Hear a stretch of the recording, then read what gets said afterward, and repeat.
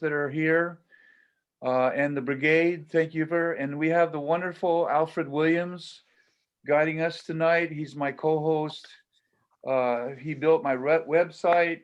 He keeps me from calling the crisis line on computer things. And I'm so glad that he is with us tonight and he will make sure we stay safe from many things.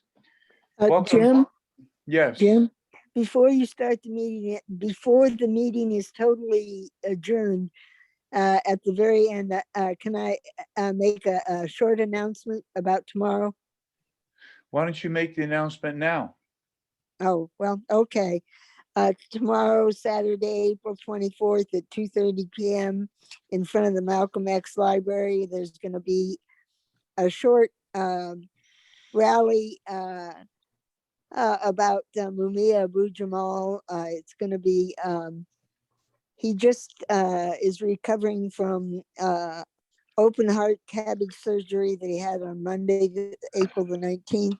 He's been diagnosed with COVID-19 and congestive heart failure, and he has a bad skin condition because of the poor medical care he's received in prison, and they shackled him when they did a surgery for his congestive heart failure, and it caused open wounds on his ankles and wrists that haven't healed up. Anyhow, the idea of the tomorrow is his 67th birthday, so it's a photo op for with a banner for him, signing a card to send to him, and to be in solidarity with the campaign to free him from prison.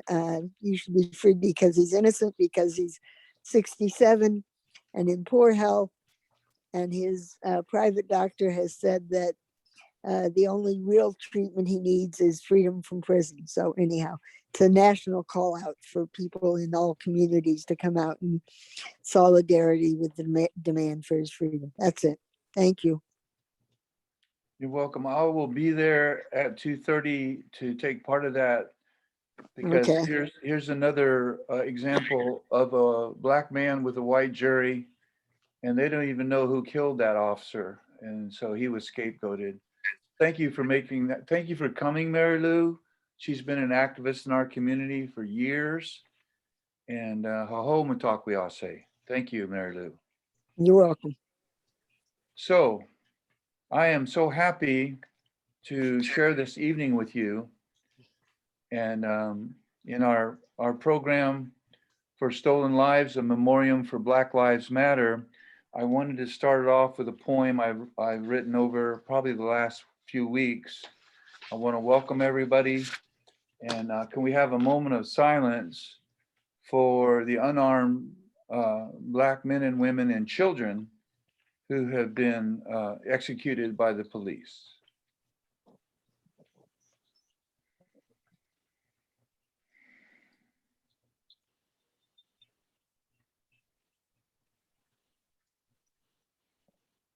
Thank you. This poem is called Breaking Ranks, and it starts with an epigram from Rumi and his reed flute song. Listen to the reed and the tale it tells, how it sings of separation. Listen to the knee and the tale it tells, singing the song of crushing the black man's neck. What sort of man hears the black man's desperate surrender, but continues to steal his life, crush the breath that cries, mama? The black man cries for the breast of his mother, but the knee has no ear for mercy. The knee only knows delivering the hate of the master, hate that's 600 years old. The knee has no feeling for the tears of the black man, the tears of a nation.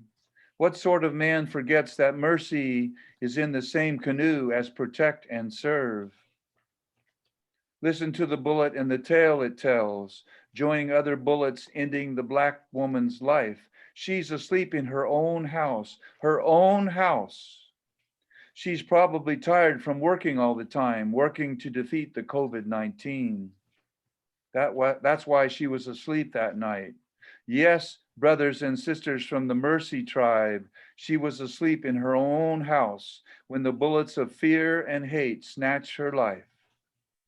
The bullets were at the wrong house. The bullets were delivered by mistake and hate. Another version of strange fruit, dispatched by a blue-black gun instead of a hangman's rope. The pale finger pulling the blue-black trigger, old wine, new bottle from old lethal Jim Crow, used to stealing dignity, used to stealing schooling, used to stealing the pulse of respect. Listen to the silence and the tale it tells of the men and women in blue-black dress standing with one of their Klan colleagues, not trained to know the left from the right, the taser side from the gun side, and another black youth is dead at a traffic stop for an air freshener in the rear view mirror. When will you break ranks with your Klan colleagues? When will you stop covering lies with your silence? He had a gun. No, he didn't. He had an air freshener. He was on drugs. No, he wasn't. He was a gang member. Most teens aren't gang members. They just like to hang out together. This shouldn't be a death sentence. Will you stop covering bogus police reports? Your partner stays silent about your lies. Your captain stays silent about your lies. Your chief stays silent about your lies. Break ranks with lies now and know that Dante Wright was America's future leader. Adam Toledo was America's future leader. A rope was not used on Sandra Bland, already a leader in America, but the result was the same. Breonna Taylor, shot 8 times by Klan mentality, was already a leader in America, a trained EMT helping to fight Corona-19. Rest in peace, Brother George Floyd. We refuse to hate the attitude behind the knee that stole your life. That would make us like them. Rest in peace, Sister Sandra Bland. We refuse to hate the hate that hanged you. That would make us like them. We, the real spirit of America, the real America of equality and justice for all, we will stay vigilant and not hate. We will welcome and protect those who break ranks as brothers and sisters of justice. Yesterday, the lies stopped. Handcuffs were binding a carrier of arrogance and hate. We listened to the knee and the tale it told of white privilege turning lethal bold, stealing an innocent black life. Rest in peace, Brother Dante Wright. Rest in peace, painfully young nephew, Adam Toledo. Rest in peace, the 123 names we will call out tonight. We are the tribe of stopping the deaths. We are the tribe of breaking ranks with the lies. It's about time you joined us. Thank you for listening.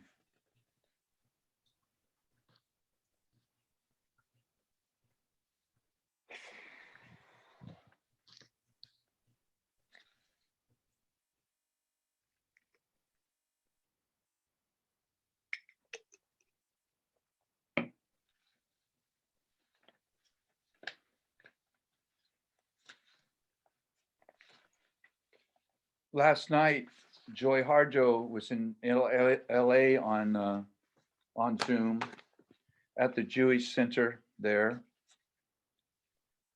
And she talked about spirit last night. She talked about how spirit has no age. I think we have 3 generations that are with us tonight. And our spirits have no age. And Mrs. King said that each generation has their own fight for freedom. And thank you for joining me tonight.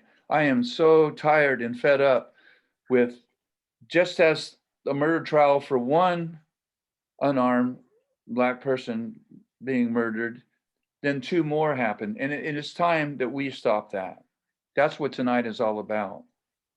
that we are brothers and sisters of helping some of these people that wear this uniform break ranks with the silence. And I think what's going to happen tonight is you're going to find, Al, I forgot to tell you to start the record. So if you haven't started it yet, please start it now. Already started.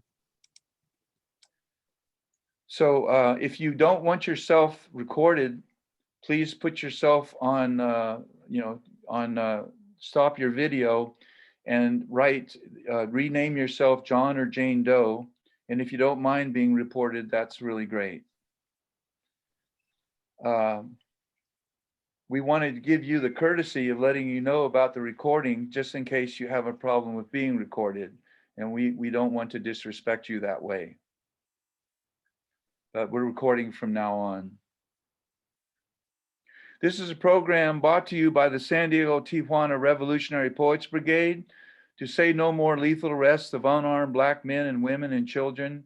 We are appalled at the recent police murders of 13-year-old Adam Toledo and 20-year-old Dante Wright. Their lives were stolen. So we call this tonight Stolen Lives.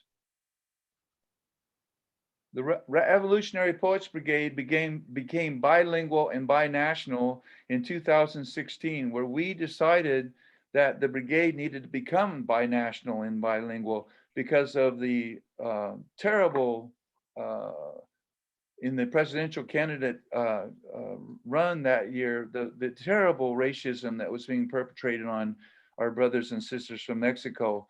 And as Daniel Watman, who's joining us tonight, said, we strengthen our borders with friendship and not with militarization, not with racism, not with hate. And my hat is off to Dan Watman for the way he has created the Friendship Park. I hope you all visit that down on the border at the last exit before Tijuana. You just exit, take a right and drive till you hit the ocean, and Friendship Park is there. And there is a place that he's created. They bulldozed it at one time, and he's brought those plants back on this side of the border. They bulldozed it because it's the only place in the border where people from Mexico can see their children in the United States and vice versa. But La Migra, the Border Patrol, has even put up wire mesh so they can't touch each other through the fence. And Daniel Watman has been fighting for that park for a really long time. Thank you, Daniel. So the members of the brigade now, I'd like you to bring out your list of the men and women that have been killed by the San Diego police since 1985. We're going to honor them. We're going to say their names now. And the brigade will, they all have been sent a list of these people. And I'm going to start with my sister, who I love more than love itself for her activism. She's a charter member of the San Diego Tijuana Revolutionary Poets Brigade. And so if you have a hat on, would you mind taking your hat off? And because we're going to say the names of these people whose lives were stolen. Sharon Elise, please take it away.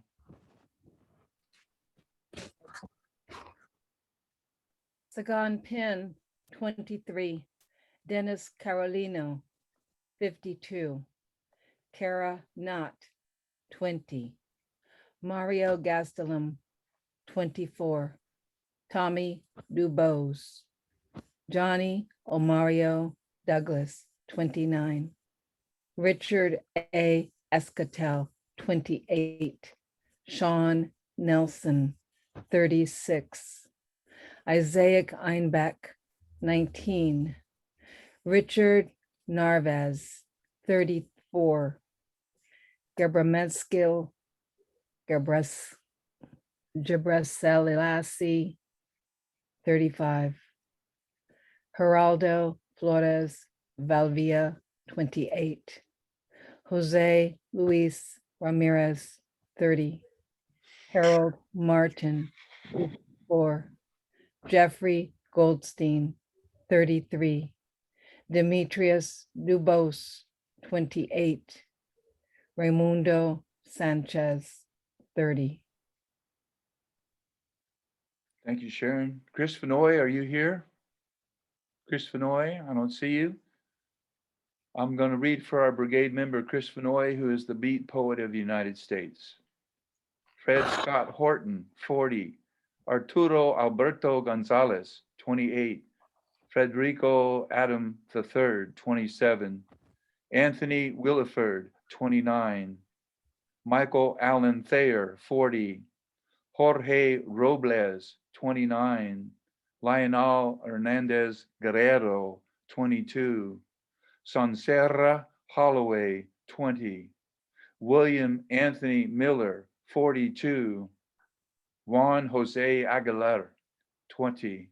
Mashawn Washington, 36. Renee Lopez Vizue, 29.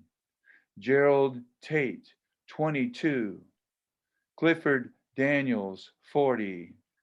Gary Holdaway, Jerome Bowen, 27. Gabindo Benjamin Flores, Sr., 60. Gregory J. Markley, 27. James Butler Allen. And we'd like to ask our brother from the Los Angeles Revolutionary Poets Brigade. We would like to ask Mark Littman to read Pilar Rodriguez Aranda. She could not join us tonight. Mark, please take it away. Arthur Dahm, Thomas Miller, 44. Mario Eduardo Marino, 29. Larry Turner, Emmanuel Sartello, 19. Alejandro Jimenez, 44. Billy Venable, 26. Jose Antonio Mendoza, Jacob Richard Faust, 25. Raymond Torres, Sergio Garcia Vasquez, Jesus Eduardo Manzo, 23. Oscar Abraham Garcia, 18. Michael Eli Kreka, 43. Darrell Johnson, 40. Shane Hayes, 40. David Lopez, 27. Robert Medina, Noe Roja, 17. Johnny Silva, Willard Anthony Bradley, 50. Anastasio Hernandez Roja, 42. Thank you, Mark. I'd like to ask Joe Milosh, charter member of the Revolutionary Poets Brigade, please read.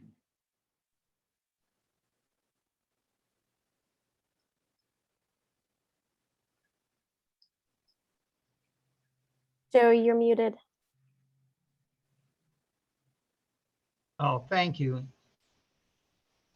I'm sorry.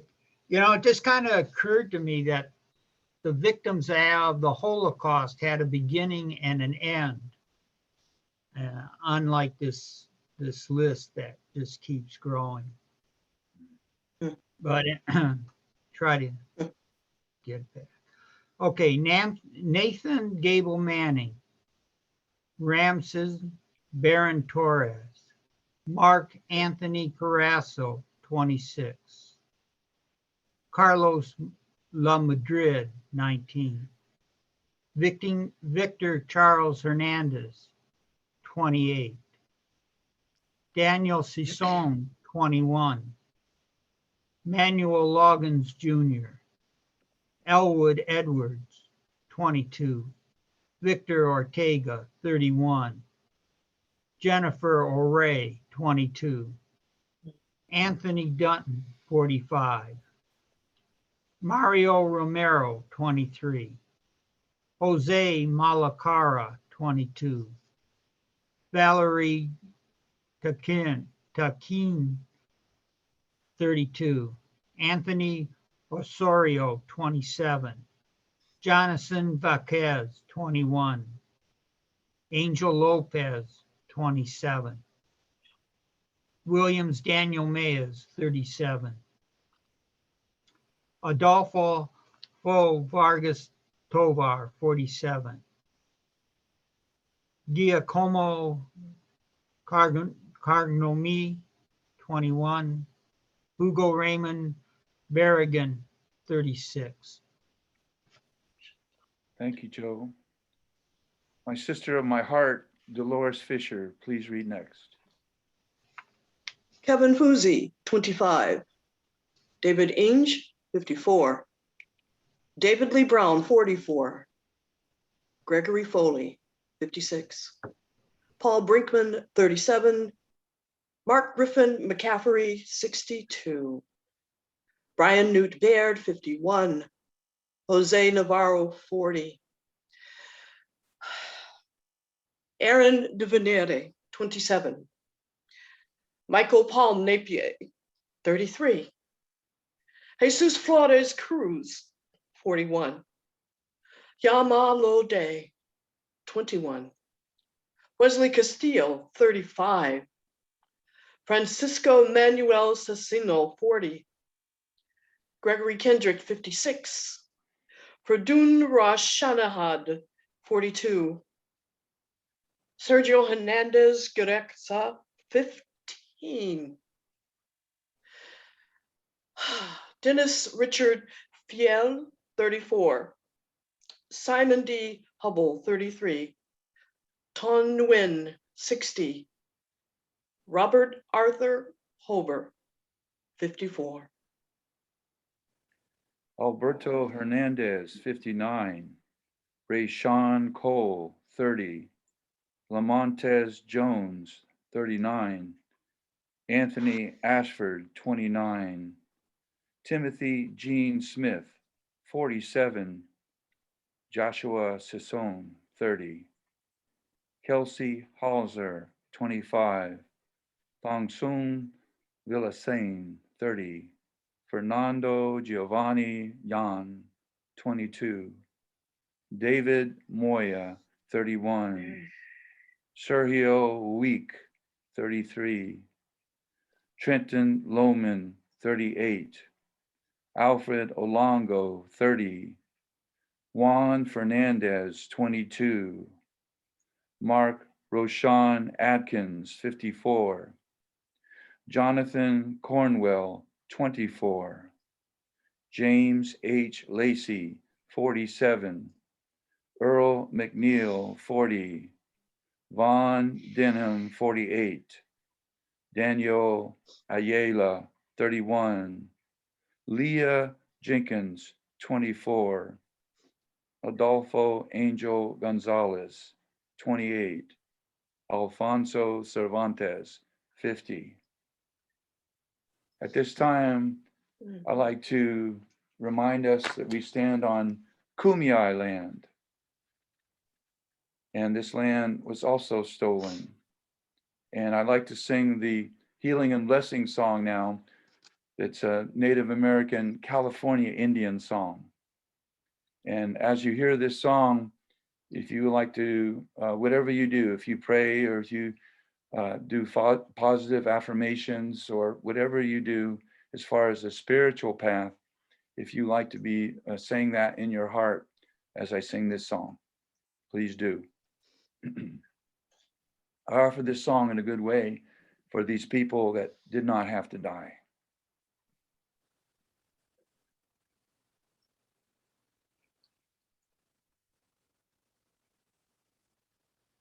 Hey, hey, hey, Nimaway, yo ho, ho, ho, Nimaway, yo ho, ho, Nimaway, hey, hey, hey, hey, Nimaway, hey, hey, hey, Nimaway,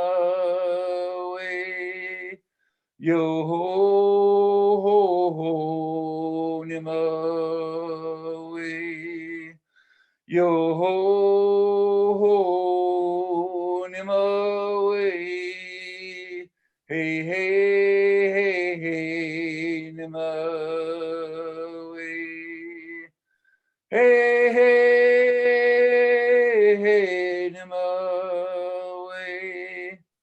Yo ho ho nima way.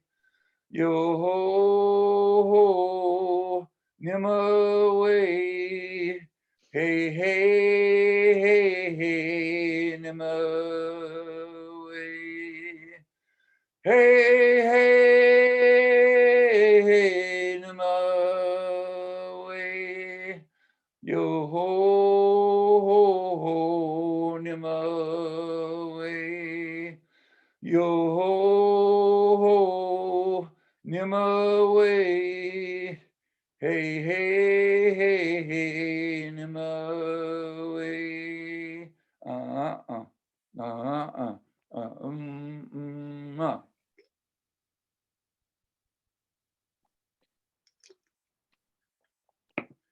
Thank you, Brigade.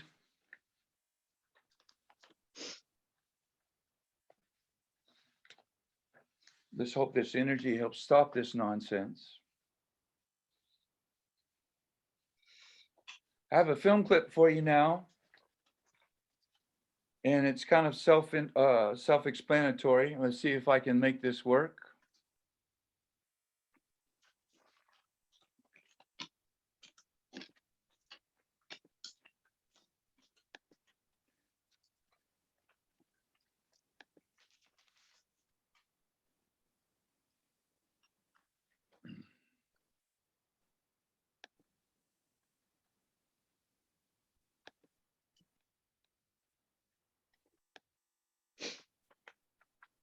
Let me know if you cannot hear this, please, or see it.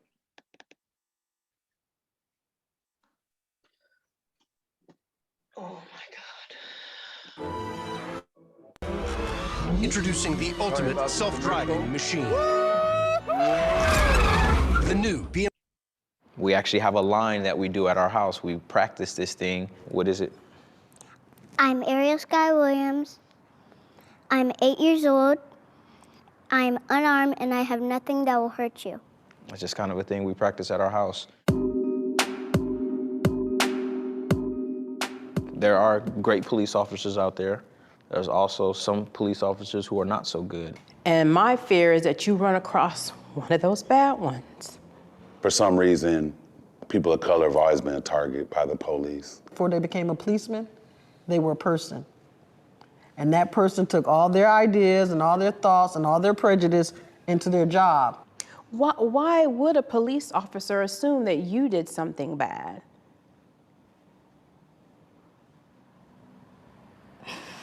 Maybe because of my skin color. I remember being put in handcuffs for something that had nothing to do with me. I was literally walking in the mall. Cops slammed me on the ground, busted my lip, chipped my tooth. That actually made me really mad. How about the time they pulled us over with me in the car and arrested me and left all of you guys sitting in the car, nobody knew how to drive on the side of the road because the bumper on the car was kind of hanging off? No. You know, we live in Puyallup. There's people that don't even have a bumper on their car. My rear brake light wasn't working, and I got to my destination and they were working. I was about your age, actually. They grabbed me. Why? I didn't know at the time. They just grabbed me. They threw me onto the police car. I got tased that time. That time they tased me because they said I wasn't complying. Ariel, are you okay? What's wrong, baby?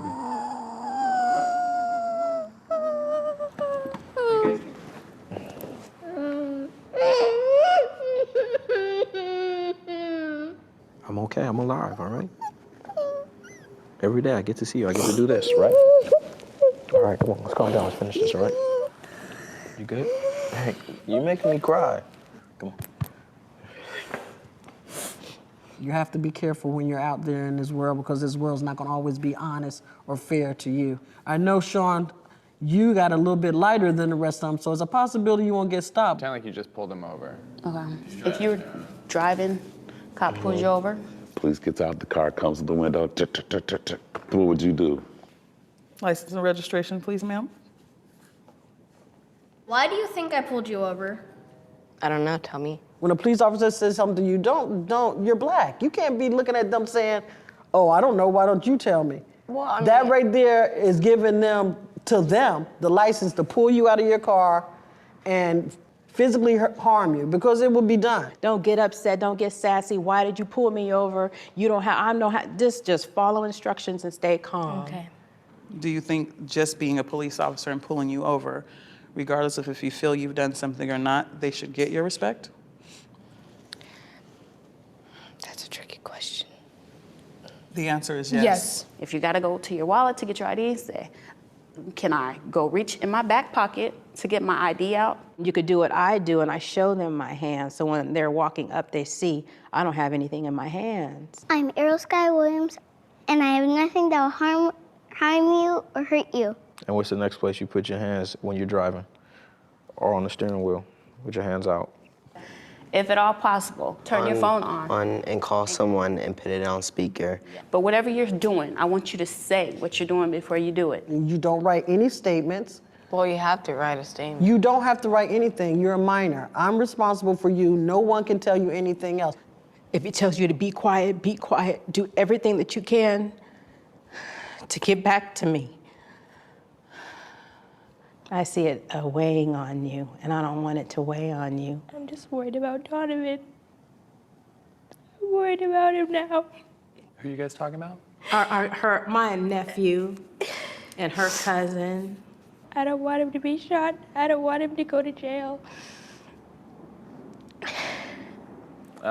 You guys, if you could say anything to police, what would you say? Learn about people, learn about their problems. Take some diversity training. I mean, it should be like at this point, like a monthly requirement. You know, there's really nothing at this point that they could do that would make me feel any safer with them without them just point blank, clearing them all out and starting all over from scratch. So don't always assume that all of them are bad. Mm-hmm. But all you see on the news and in newspapers, and it keeps happening. It's just in a different way. It's like how people are like, you should forgive so-and-so, but they keep doing it to me. I forgave them, but they keep doing it to me. It gets harder and harder to forgive them.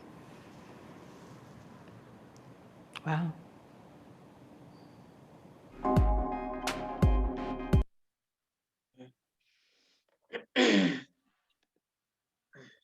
Everybody okay? Some of that was pretty hard to watch, but that's what's happening every day. It's a pleasure for me now to introduce our first guest poet. We've performed all over the place together, and she always brings something out of me that I didn't know was there. This is an educator and a musician, and please welcome Dolores Fisher. Hey, everybody. Can you hear me? Well, yeah, you know, Jim, that video shows the talk. We have been having the talk for a long time. I think people who are not of color are all of a sudden becoming aware because we're starting to say, oh, we have had to have the talk. Yeah. So my poem is based on a conversation with Jim. It's very new. And we were talking about the really good policemen who step up, like that woman policeman in Buffalo, New York, who was apparently thrown off the force. African-American policeman stepped into the fray to stop another policeman. Recently, she was vindicated. She has her retirement fund restored. She lost those years on the force, but she stepped up.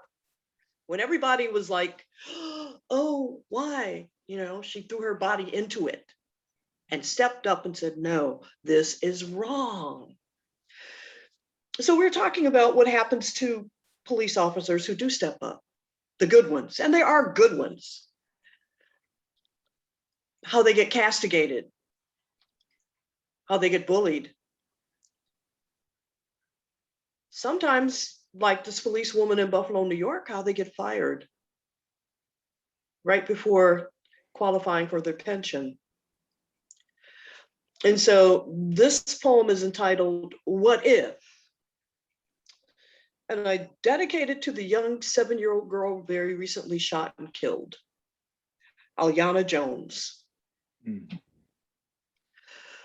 A blue vortex begins to swell, swarm, surround. Take a knee! Take a knee! Megaphoned male bass and female alto unite in command. Take a knee! The blue vortex closes like a sweating fear funk noose. Palpable tension stinks, stifles, slimes. Grandmother, old civil rights elder, is seeing another sea of blue. 1964 blue, with water hoses spitting ferocious spikes of hard, cold venom on children, on elders, on mothers, on fathers, on anyone who would resist. She flies through the air with greatest of ease, little protest girl on racism's trapeze, no net to catch her.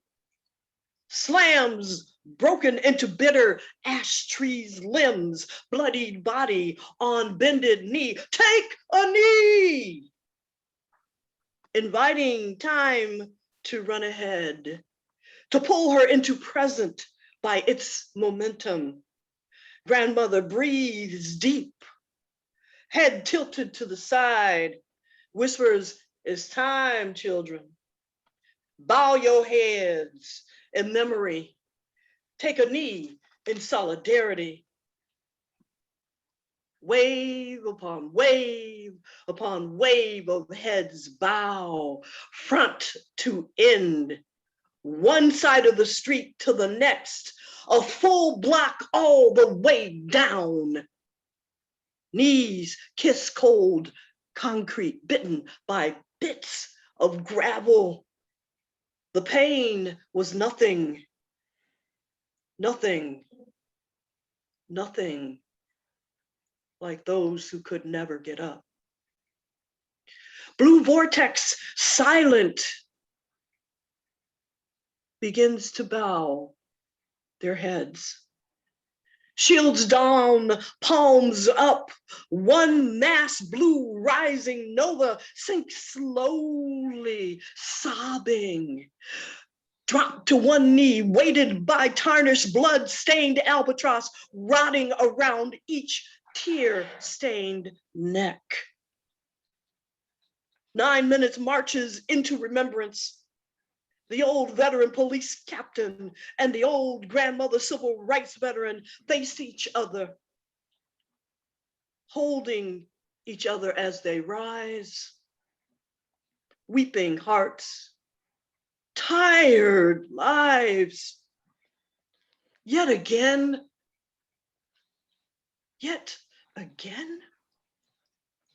enough, enough, enough.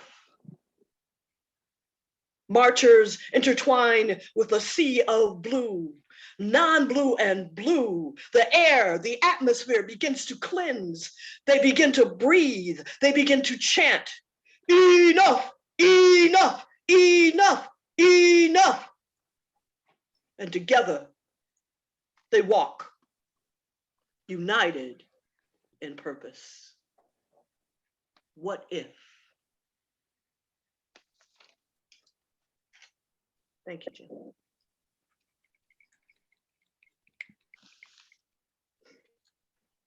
Thank you, Dolores.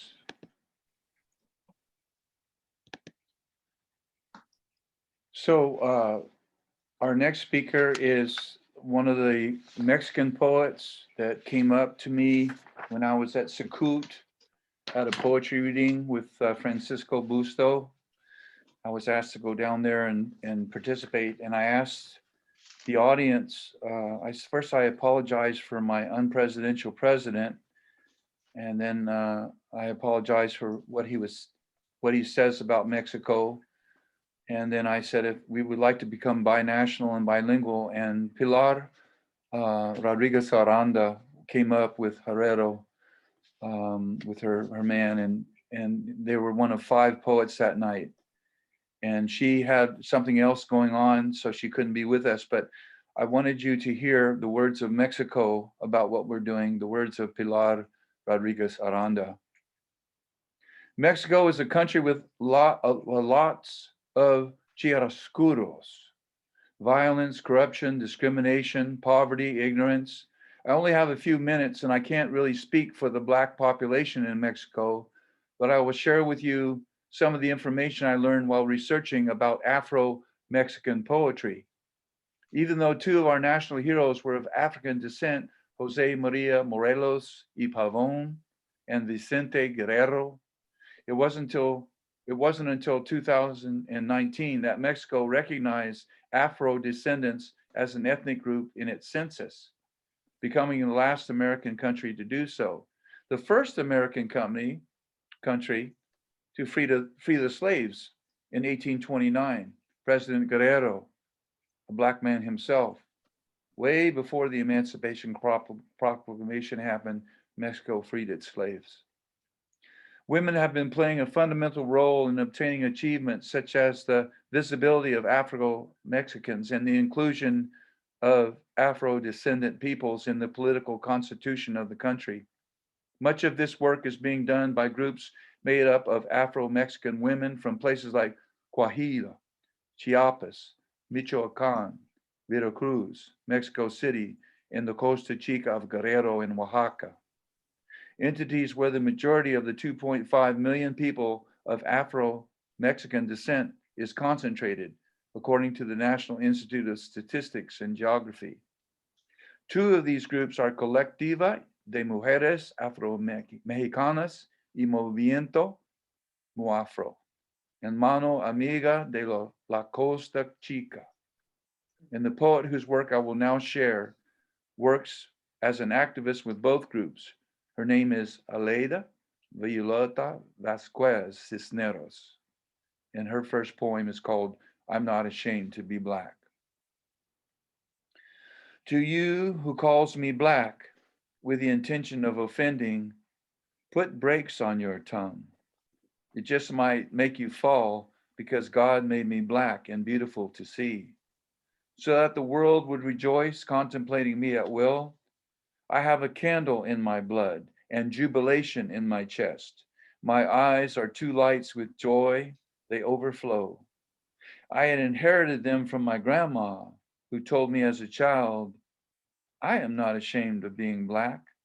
I am strength, brightness, and life. Well, no, I don't feel like it. May your word approve of me. What I have kept on in my soul overcomes any other hoax. Blackness is in my blood, and it came all the way from Africa. Black, both my mother and my grandma. Black, I am still black. And the last poem by Senora Cisneros is that I'm not colored enough. I've been told I am not black because I lack enough color for that, as if my blood were anything with no value. I was born in Coajimalpa, southern coastal town of Guerrero, beloved land where blackness abounds. I am proud, therefore, of my runaway soul, of the spirit I carry, and never abandons me. And you tell me no, that I have to be like coal? So your voice may approve all this, which makes me who I am? Nada. Nada. Thank you, Pilar, for sending that to us.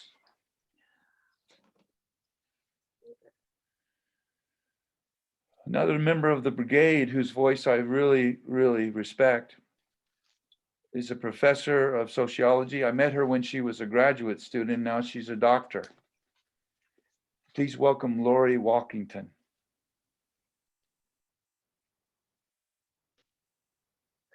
Thank you, Jim. Can everybody hear me? All right, thank you. Okay. This is Q. We found his boots in our coat closet 2 days later. His name was Quincy. We called him Q.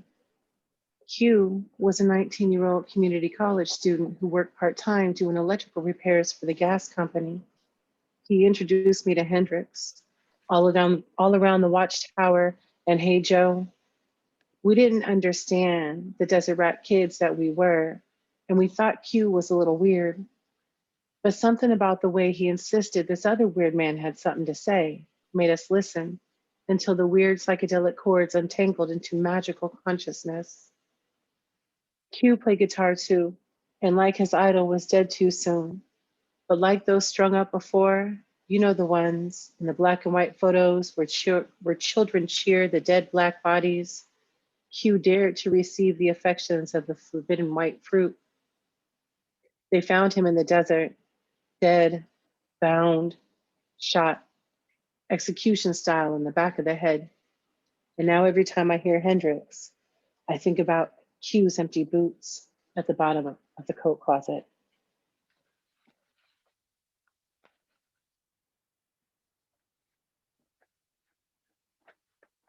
Thank you.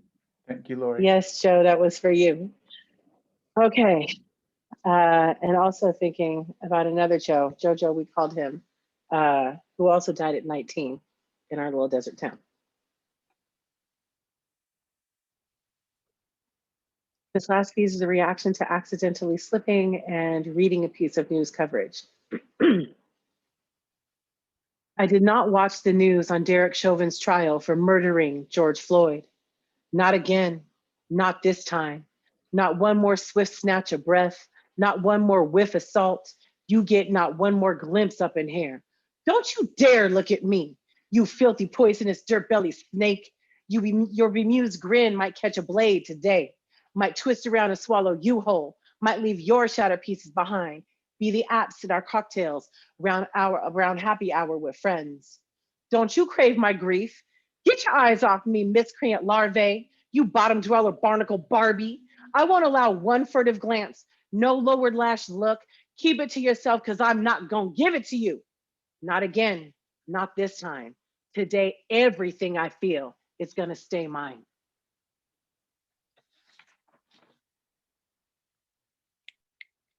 Thank you, Lori. Thanks for coming tonight. Really appreciate it. Thanks for letting me read, Jim. Chris Vanoy is not with us tonight. I'm not sure what happened to him. I hope he's well. We like him being a part of us because he brings that beat generation, that beat poet, spontaneity and amazing images and metaphors. So we wish Chris well. Or did you show up, Chris? And I don't see you? No. So Mary Lou, you have your hand up. Is there something that you wanted to ask?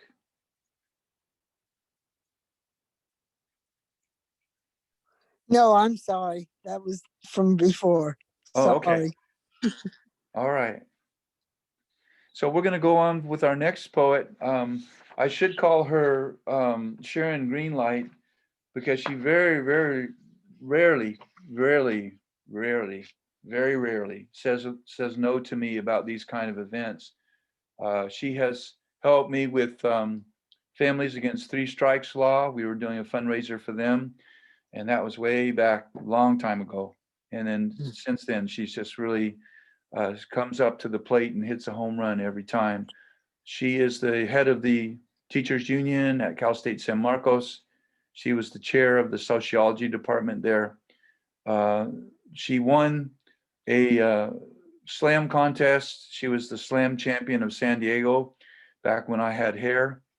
And so this is Sharon Elise.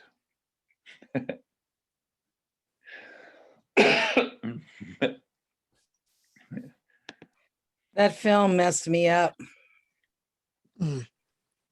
I needed to do this piece. It's old. I first performed it back when Cheryl Lateef was conducting readings at Poetic Brew. I miss those days. Black love, ain't no love like black love. Black love, ain't no love like black love. Black love has gone global. Seeds stolen from Africa, planted everywhere. Unleashed from America, black blues flow into the ocean or puddle on a Brooklyn street.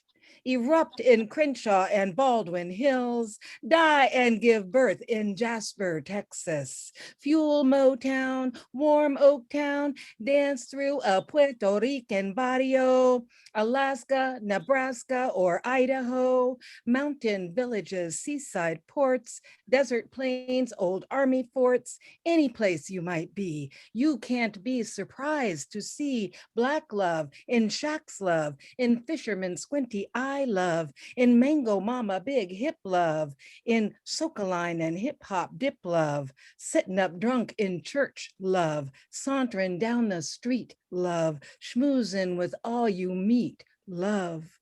Black love, ain't no love like black love. Black love, ain't no love like black love. Gone global, unleashed from America, leaps across the Atlantic and into Africa. Black love, diaspora love, suffer but survive love, slumber but alive love. Black love, ain't no love like black love. Stamps me on each face, black love, singing to the beat, black love, of the endless embrace of the human race. Black love, ain't no love like black love. Black love, ain't no love like black love. Turning the whip into the gospel with black love. Gonna wade in the water with black love. Wade in the water, children, with black love, turning chain gangs and nooses into blues of black love. Please, Mr. Foreman, slow down the assembly line for black love. You know I don't mind working, but I do mind dying for black love. Them belly full, but me hungry for black love. A hungry mob is an angry mob for black love. This is the song of the people. This is Africa. Sing black love, bring back love. Black love, ain't no love like black love. Black love, ain't no love like black love. Gone global, speaking words of many lands. Coming back love, all we got love. Crowded room love, stink saloon love, back alley love, got the shakes love, brutal bearing love, crick crack love, in the back love, still on crack love, in a suit love, in a noose love, on the make love, on the take love, in a sweet love, on the street love, in the church love, in the cell love, living hell love, in a craze love, in a daze love, can't remember love. You dismember love, all we got love, all we brought love, call it God love, Jah love, Allah love, Jesus love, Buddha love, spirit love, call it ancestor love, call it black love, call it back love, call it back love. Ashe! Black love from the ancestors creeps into you by invocation and lines your throat with blood. You croak and screech, black love, and line your veins with snow or liquor your liver, death comes slow. Black love won't let you take it. Black love won't let you not take it. Black love won't let it break you. Black love won't let it make you blues love. Black and blues love. Black and blue, black love, swelling and bursting, released in the streets. Floods the sewers, lifting people and debris in a stream of black love, flowing out of the city sewers, sweeping executives and junkies in a mighty river of black love, flowing into the cement banks of the LA River, black love, flowing through the irrigation ditches of the San Joaquin, black love, turning the green rivers of Chicago black and blue, black love, streaming across America, black love, pricking up the mighty Mississippi like a thin vein, black love, roaring now from Harlem, black love, a wave across the Potomac, black love, leaving the Florida a grassy lake in its wake, black love, a tidal wave gone global, black love, get back love, Ain't no love like sister, I got your back, love. Brother, ain't gotta be no Mac, love. See you on the street and greet you, love. See you in need and feed you, love. Give all due respect, love. Nurture and protect, love. Guided by the Spirit, love. Unbound, regenerative love. No need to conform, love. Each one is a gift, love. See you as you are, love. Feed in the form of hunger, love. Black love, black love. Ain't no love like black love. Black love, black love. Ain't no love like black love. Black love, black love. Ain't no love like black, black, black, black, black, black, black, black, black, black, black, black love.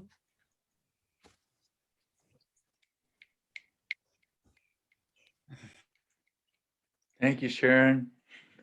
Boy, I am glad I put my seatbelt on. Thank you very much. My Now, I husband have was laughing in accidentally the hallway. I heard something pattering. I was like, what the hell is that? I thought it was an animal. It's a willy animal. Hey, Willie. Hey, Jim. I got one of my heroes and my Shiro in the same place. That's cool. Ain't no love like black love. All right. Hey, everybody. So we got a musician and a poet on the same screen. That's pretty cool. Good to see you, sir. Same here. All right.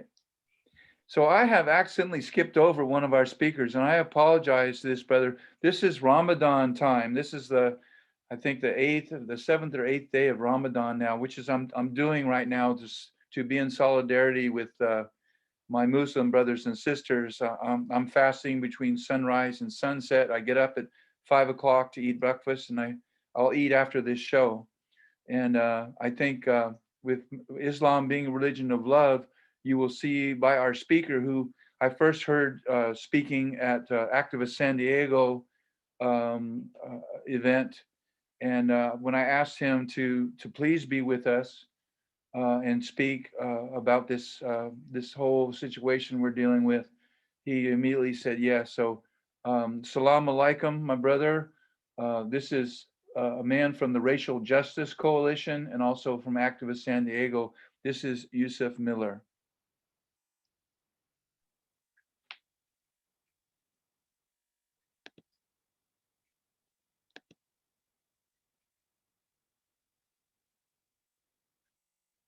Yusuf, are you there? There he is. Can you hear me? Yes, we can.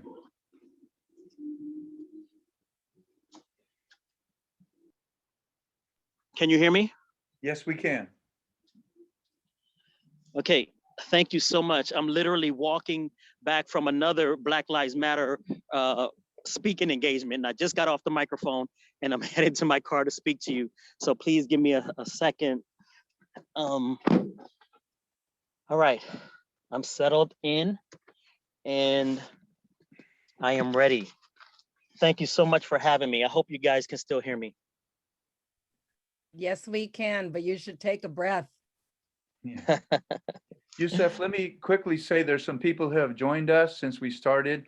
We are filming right now, and if you would like not to be on the film, go ahead and do your stop video at the bottom left, and you can rename yourself John or Jane Doe if you would like. We want to give you that courtesy if you are uncomfortable being on this video. This video will be aired on KNSJ at different times. We want this message of tonight not to be limited to 17 people. And so we thank Martin Eder, who's the head of KNSJ, for inviting us to record this so he can broadcast it again. And so I apologize for interrupting you. Yusuf, please take it away. No problem. Yes, you can show my picture here, and I'm Yusuf Miller, and I don't care who knows it. So, Black Lives Matter. We're talking about a struggle which has began from the shores of Africa. And this resistance to colonization and enslavement has been a centuries-long tradition. A lot of people don't understand Black Lives Matter at its core and think we're only talking about what happens to Chauvin or what happens to George Floyd, our brothers and sisters in the struggle, but actually it goes all the way back to the shores of Africa. The revolts on the ships carrying the African precious cargo here to America was Black Lives Matter.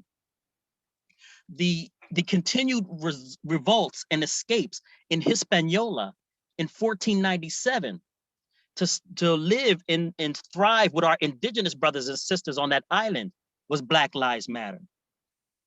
The arrival of the North America in 1528 in Florida first, then in 1619 in Jamestown was Black Lives Matter. The joining of our Seminole brothers and sisters to fight against the US colonization of America was Black Lives Matter. The defense from enslavement and defiance of the enslaver for educating our children at the threat of death was Black Lives Matter. The escape into the Underground Railroad, which were surface roads to the northern free states and to Canada, and the southern route into Mexico was Black Lives Matter. In Mexico in 1821, Vincent Guerrero, the then president, issued an Emancipation Proclamation for the Africans in Mexico, and he himself was of African descent. That Vincent Guerrero's edict was Black Lives Matter. Yes, it was overturned in 1831, but then again, it was reinstated in 1847 because Black Lives Matter in Mexico. Although the Civil War in 1861 was not Black Lives Matter, and the Emancipation Proclamation of 1863 was not Black Lives Matter, but when 180,000 people of African descent joined the Union Army to fight against the South, they fought to free their loved ones in the South. That was Black Lives Matter. 1865, Juneteenth in Galveston, Texas, the celebration of African Americans coming out of physical chain bondage was Black Lives Matter. As you can see, Black Lives Matter builds on a tradition of struggle and defiance against oppression because simply we are Black. Supporting businesses is Black Lives Matter. Supporting schools is Black Lives Matter. Supporting communities is Black Lives Matter. Before they were destroyed, Wilmington, North Carolina, which was had a prosperous Black community, wealth in the Black community in 1898, but it was destroyed.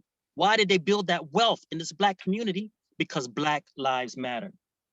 The NAACP was founded at the turn of the century because Black Lives Matter. Tulsa, Oklahoma, Black Wall Street was founded in the mid 1800s and it was destroyed in 1921. Why did they build this wealth in the Black community? It's because Black Lives Matter. In Rosewood, Florida, the same thing happened at the turn of the century. And in 1923, it was destroyed. But what made Rosewood, Florida so wealthy? Concentration of Black wealth, because Black Lives Matter. And if Rosewood, Florida and Tulsa, Oklahoma is too far for our Californians to really wrap their arms around, we should think about Bruce Beach in LA, which was a Black beach, nicknamed the Inkwell. Can you imagine the wealth of a Black beach in California? It was the Black people there had their property taken away and it was given back to the city. La Jolla had a Black quarter, and due to redlining in the turn of the century, the Blacks in La Jolla were kicked off their property. Can you imagine the wealth that would be in 2021 if they could have kept their wealth at that time? So when you see the civil rights movement of Dr. King, Malcolm X, Rosa Parks, Shirley Chisholm, Angela Davis, Fannie Lou Hamer, the Black Panther Party of Self-Defense, the original Black Panther Party of Self-Defense, We see a tradition and a culture of supporting and fighting to thrive and survive in a white supremacist community, which is the fight of Black Lives Matter. That brings us all the way up to 2014 when Black Lives Matter as an organization formed. They caught lightning in a bottle by naming it Black Lives Matter. It flows off our tongue. It's easy to remember. It has certain meaning and value, and it reaches back to the ancestors of what we struggled to get here. But here locally, we have our Black Lives Matter. As you read earlier, inciting all of those names of the people that we lost, the Alfred Alongos, the Earl McNeils, the Jonathan Cornells, the Sergio Wicks, the Raul Riveras, the Vincent Furman Valenzuelas, and all of the laundry list of names we have here locally. Black Lives Matter. Black Lives Matter is a countless struggle of numerous incidents that we have to survive and start over again from destruction of xenophobia, white supremacy. Black Lives Matter is not only self-defense. Black Lives Matter is enfranchisement. It's taking care of Black families. It's supporting Black businesses. It's raising Black youth. And with that being said, I wanted to give an overall view of what Black Lives Matter really means. Although I'm talking to the choir because the people on this panel with me today are really, as always, switched on, plugged in, and speak from their hearts and souls. But anyone who's watching this and listening to this anywhere around the world, please understand that we are in a struggle for our lives. It is not an inconvenience that we're fighting against. It is for our lives. And I want to say, as I'm honoring Black lives, I want to say that we as Black lives, we stand with our Asian brothers and sisters who lost their lives. We stand with our border brothers and sisters who have been, the border has crossed them and they've been penalized by this border and this xenophobia from the border. We stand with our white poor brothers and sisters. We stand with our Arab brothers and sisters who are experiencing the same types of injustices. We stand with our LGBTQ brothers and sisters who are experiencing these justices, our indigenous brothers and sisters, North, Central, and South America. You are all indigenous. We all love you and we stand here by your side. Thank you so much for having me. I hope I didn't go over too long. Thank you so much.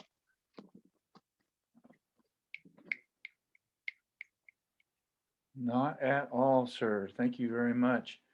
Salam alaikum, brother. Wa alaikum salam. Okay. Everybody doing okay? You getting your money's worth? All right, Claire, I'm glad you're here. Good to see you. And we're going to move on now. Gloria Verdue is listening in. She is the author of Black August, 1619 to 2019. And Gloria, if you could put how they can purchase your book in the chat, I would appreciate it. I've got a copy right here, and it's a pretty amazing book. All the names that we read, we obtained from that book. And she's also an activist grandma. She's watching her grandchildren right now, but she sent us a film that keep my fingers crossed on when I'm doing technology. Hold on a second.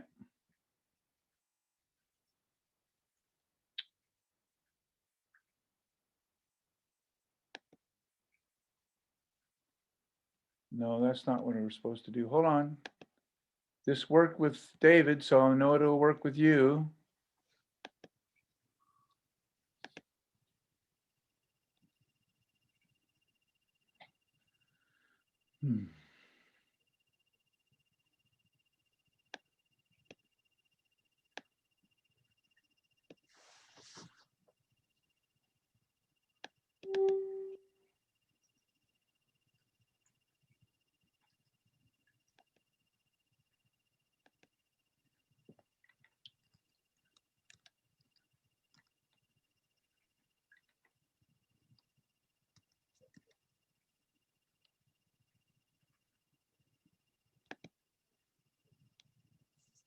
How you doing there, Jim? Well, when I showed the thing to David, then I made what I set up go away. So I'm just bringing it back. I'll be fine. Okay. Thanks. I'm glad you're there though, so I don't have to call the crisis intervention service. I'm here to help.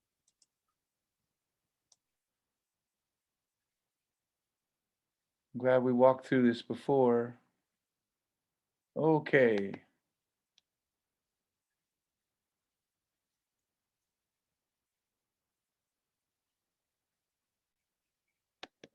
Can you all see that okay now? You're gonna need to share your screen. Okay.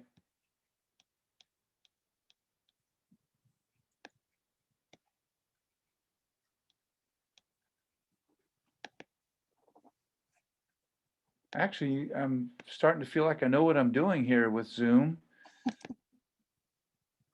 It's just another application.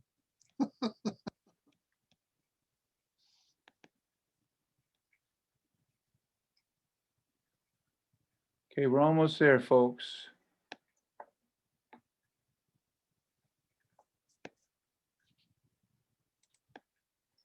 Almost there.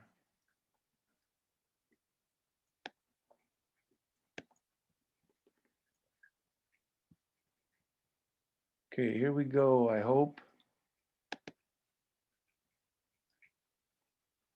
First, I want to thank Jim Moreno for inviting me to. Can you all see that okay? We're looking at a whiteboard. Do you have two screens? No, I think I messed it up when I showed David how I could make it work. Close this, whatever. We're looking at some whiteboard. Can you close the whiteboard? Uh-huh. Hold on a second.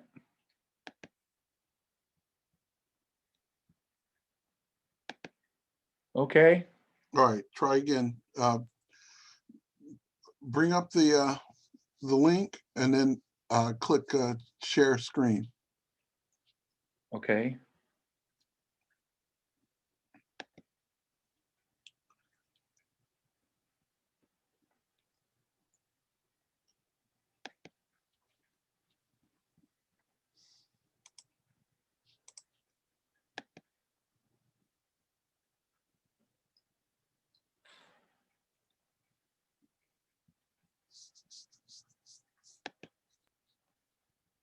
Okay, we're still looking at the whiteboard. Do you have more than one screen? Or do you have one computer screen or two? I went into Firefox is what I did before everybody got here. And I went to Gmail, and that's when I got the Gloria's talk. And then I just clicked on that. I had clicked on share screen before that, of course. And there was the whiteboard and there was another window, but that window's not here now. Close the whiteboard, whatever that is that you have open, close it.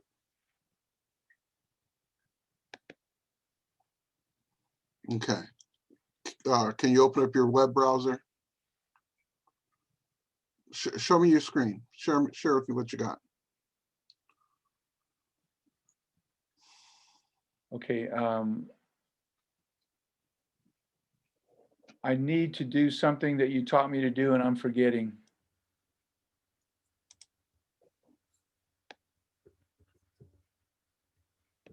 Do I need to open up Chrome again? Yes. Yes, you'll need to open up Chrome again and you need to share your screen with me and I can talk you through it. Okay. How do I share my screen with you? I forgot. The button down at the bottom says share screen. There's a green button, bottom of Zoom. Oh, of Zoom, but not of Chrome? No, it's the bottom of Zoom. It says Okay. share screen. All right, hold on a second. Okay, there we go. So click on share screen again. Yes. All right. I'm not seeing anything yet. There's at the bottom where it says share sound and share video. No, at the bottom of Zoom, there's a green button that says share screen. Yeah, I clicked on that and this is what come up. It's just a whiteboard and one button. Okay, click share screen and then from there choose Chrome instead of the whiteboard. And then I'm not getting a share screen yet, so. Yeah, I hit that, but the whiteboard thing's the only thing that's coming up. You know what we should probably do is just let everybody hear her talk, because Oh, you could no. hear it, couldn't you? Okay. Alfred, I should not be able to share screen, and I just shared screen just to test it. Yeah, So there's no, I made something, it. I made it when multiple participants can share simultaneously. it might be, That shouldn't be a problem. but if you click something off, as you know, that it could be. All right, let me set it to one participant share at a time. Go ahead and try again, Jim. Okay, I'm gonna get rid of the So chat it already room. worked once, so that's not the problem. Okay. All right, so what do you want me to do? Hit share screen again? Yeah, hit share screen. Okay.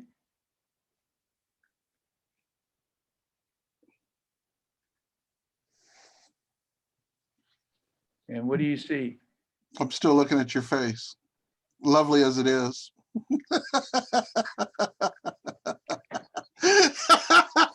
We're having a session of Zoom for Dummies. Oh,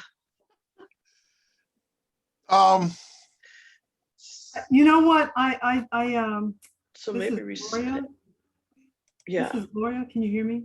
You know, I'm here and Olivia's in the room. So let me go ahead and just, turn on my video and just read it. Okay. See if I can do it. Jim, Yes. Reset it. do me a favor, send me the link and email, and I'll open it from my end.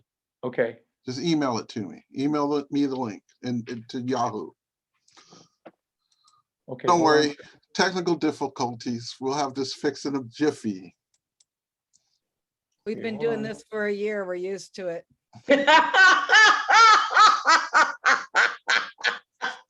It sure makes things interesting, Yeah. doesn't it? Hey, Oh, I've yeah. gotten cut out twice. I'm just happy I didn't get cut out in the middle of my poem. It's the Zoom world. Okay. Oh, yeah.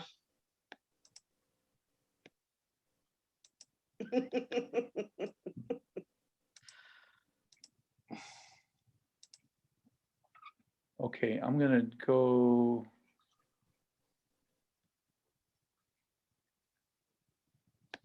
Okay, hold on, we're still cooking with gas here.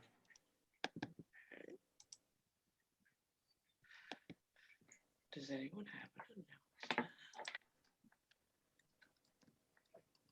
Thanks for your patience, everyone. I appreciate it.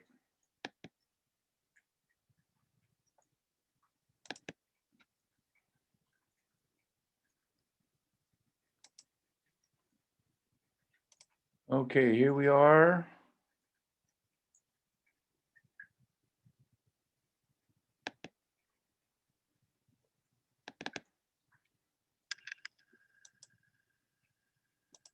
Okay, I got Gloria back.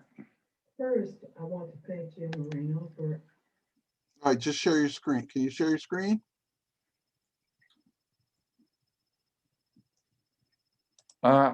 What I've got up is I'm back on Firefox. I've got the video, but I have no way to. What browser are you using for this? Are you using Firefox or using Chrome? I'm using Firefox because you're on Chrome on Zoom. Bring it up in Chrome. Go up and click a new tab window and bring it up inside of Chrome because we can't see Firefox. You're in Chrome right now. Okay, let me ask you something. Can you hear what I'm about ready to do? Here, Yes. I'm gonna hit something. Yes, we can hear it. Okay, let's just listen to her. Okay. All right. A memoriam for Black Lives Matter. Thank you to all the poets, speakers, and everyone listening for continuing the movement to stop police killing and police brutality. It is always an honor to be in this space with so many talented, socially active poets. I am a writer for Struggle La Lucha, an online publication and member of the Socialist Unity Party. I am also a member of the Coalition to Free Mumia Abu Jamal and all political prisoners and the Committee Against Police Brutality San Diego, CAPB. I recently moved to Texas in January 2020 in the midst of this pandemic. I miss my San Diego friends and comrades. Black August 1619-2019 is a compilation of articles by local San Diego activists, writers, artists, and intellectuals. Professors Michael Odom and Dennis Childs, author and political diplomat at UC Koayana, Sylvia Telefaro, Curtis Howard, Carl Muhammad, Zola Rices, and Mary Lou Finley.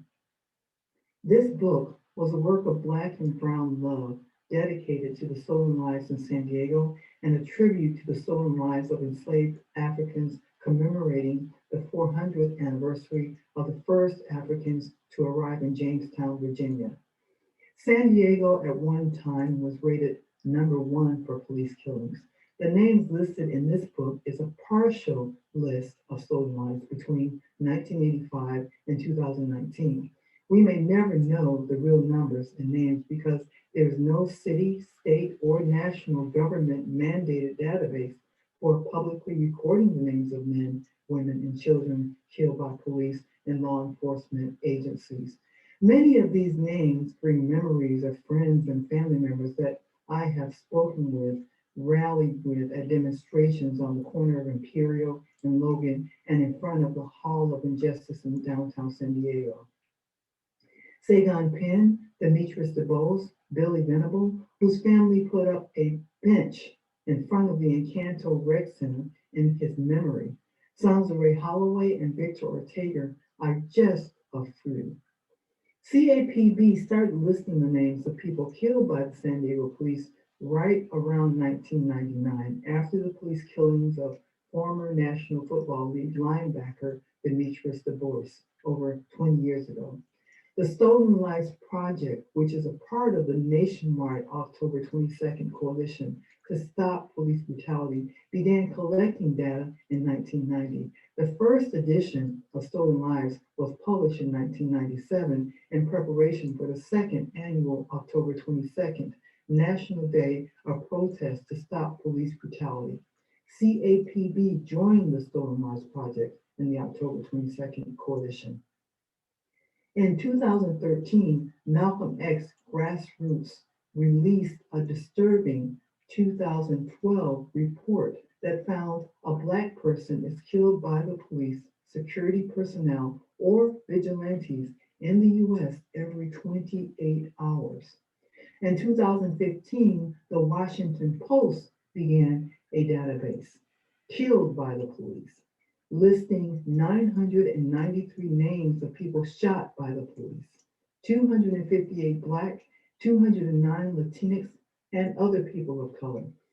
In 2015, The Guardian published a database, The Counted, which listed 1,146 people killed by law enforcement, 307 Black, 237 Latinx, and other people of color. In 2020, during the COVID-19 pandemic, the Washington Post listed 1,021 people shot and killed by the police in the US, 243 Black, 198 Latinx, and other people of color. The numbers and names recorded in Washington Post are lower because the Washington Post does not count people who died in police custody, were killed by off-duty police, by vigilantes, security guards, or people killed by police while in pursuit. Some examples of people not included would be Freddie Gray, Leah Jenkins, Ahmaud Arbery, Marilyn Barnes, and George Floyd. Even with its flaws, the Washington Post database is important and commendable because collecting this data is huge. It is estimated that law enforcement kills an average of 3 people per day. The numbers are not slowing down because as of April 21st, 2021, 284 people have been shot and killed by police, 60 Black, 41 Latinx and other people of color, and 71 are race unknown. It's a lot going on, and I want to speak on the urgency of the movement to release all prisoners. Over 20% of U.S. prison inmates are over 50 years old, and a large percentage of those have pre-existing medical conditions. It was reported on December 2020 that 1 in 5 prisoners in the U.S. have had COVID-19, and 1,700 have died. This is a vast undercount because there are many prisons where when inmates get sick, they do not get tested, and some will not report they are sick because of fear of being placed in the hole, solitary confinement. Today, there is no sign that the spread of the virus is slowing. This is a crisis for all prisoners, but especially for our elders who are behind bars because of their involvement in political activity. They are not going to be considered for prison release recommended by public health experts to scale back prison population. Prisoners such as 66-year-old Mumia Abu-Jamal, 39 years incarcerated, tested positive for COVID-19 and has other pre-existing medical conditions. 84-year-old Sandiata Akola, 50 years incarcerated, has tested positive for COVID-19. 82-year-old Rochelle McGee, 57 years incarcerated. 77-year-old Native American Leonard Cotier, 43 years incarcerated. 77-year-old Russell Maroon Schultz, 48 years incarcerated, has tested positive for COVID-19 and has pre-existing medical conditions. 77-year-old Ed Poindexter, 48 years incarcerated. 77-year-old Jamil Abdullah Al-Amin, also known as H. Rap Brown, 19 years incarcerated. 71-year-old Matula Shakur, 33 years incarcerated. These are just a few. There are hundreds more. The families and friends of incarcerated freedom fighters do not want any of them to die locked down in prisons, jails, and detention centers. They want them to be home where they can be properly taken care of, loved, touched, and nurtured with human kindness. The only treatment is freedom. This message was echoed by Mumia Abu-Jamal's medical consultant, Dr. Ricardo Alvarez. Mumia means so much to so many people. I have much revolutionary love for Mumia. He is over 60 years old, has recently tested positive for COVID-19, has cirrhosis of the liver, congestive heart failure, and other pre-existing medical conditions that place him at a high risk of dying from this deadly disease. Mumia is currently recovering from open heart surgery performed on April 20th. He is a survivor. Throughout it all, his focus is always on the worldwide struggle for justice. Tomorrow, April 24th, is Mumia's 67th birthday. The International Concerned Family and Friends of Mumia Abu-Jamal is calling on people in all cities and towns throughout the United States to gather in public spaces to demand that Mumia be released immediately. No gathering is too small. Hold up a poster, a handmade flyer, or message, wear a t-shirt or a button expressing support for Mumia's release and full proper medical care. Post photos on social media. Send a message to Pennsylvania Governor Tom Wolf and Philadelphia District Attorney Larry Krasner that Mumia must be released now. Write to Mumia individual or have everyone in your group sign a card collectively and mail it. Visit Jamal Journal for details.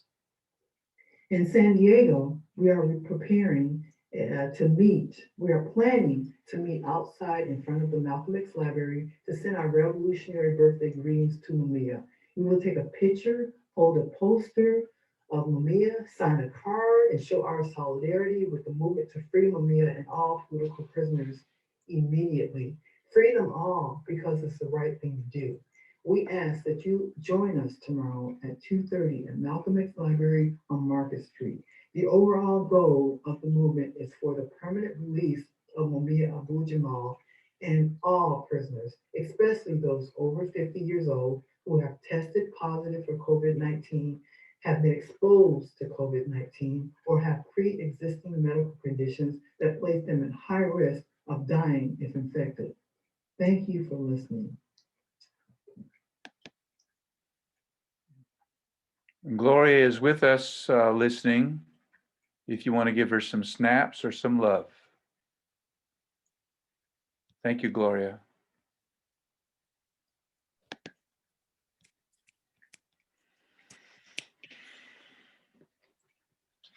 Well, we're down to our last two poets. I want to say something about Mark Littman. The reason that we have Evolutionary Poets Brigade here in San Diego is because I heard him read with some members of the LA chapter at the World Beat Center a few years ago. And the power of their poetry was just amazing. I probably felt like I was 35 again, and I was ready to march against the Vietnam War like I did back in the 70s. He's involved with a whole bunch of social justice right now. If you get a hold of this book, it's called Revolutionary Poets Brigade. It's put together by Jack Hirschman, who started the first chapter in San Francisco.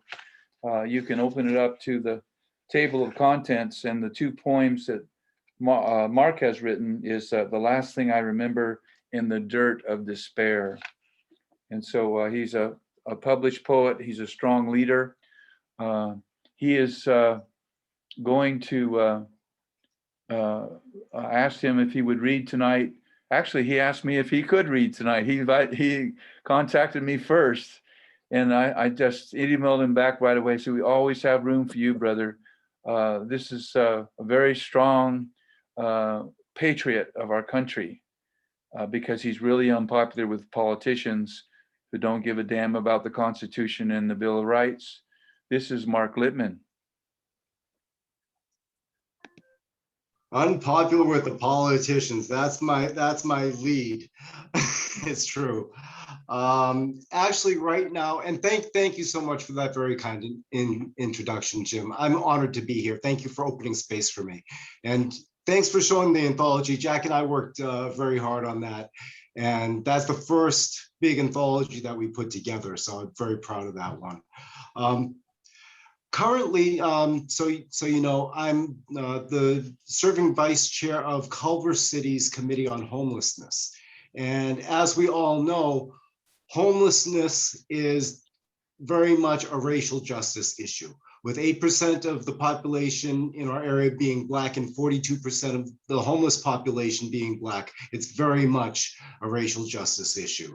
And so I just want to lift up our unhoused brothers and sisters who often just get unseen. And right now we are in the process of pushing to refund the people and get some justice in our budget. That's why you see the sign behind me. I'd like to do this first poem standing, actually. It's written for Brendan Glenn, who was shot and killed by LAPD up here in Venice on May 5th, 2015. And here it goes. Can you hear me from here? Sticks and stones may break my bones, but the police are out to kill me. Sticks and stones may break my bones, but the police are out to kill me. Sticks and stones may break my bones, but the police are out to kill me. Sitting alone in a cold, damp alley, nothing but stars above me. Here come the lights all shiny and bright, sirens and badges, they haunt me. Hands in the air and down on the ground, they're pulling their guns, and though I'm unarmed and pose a threat to nobody, they've come to shoot me down. just because of my poverty.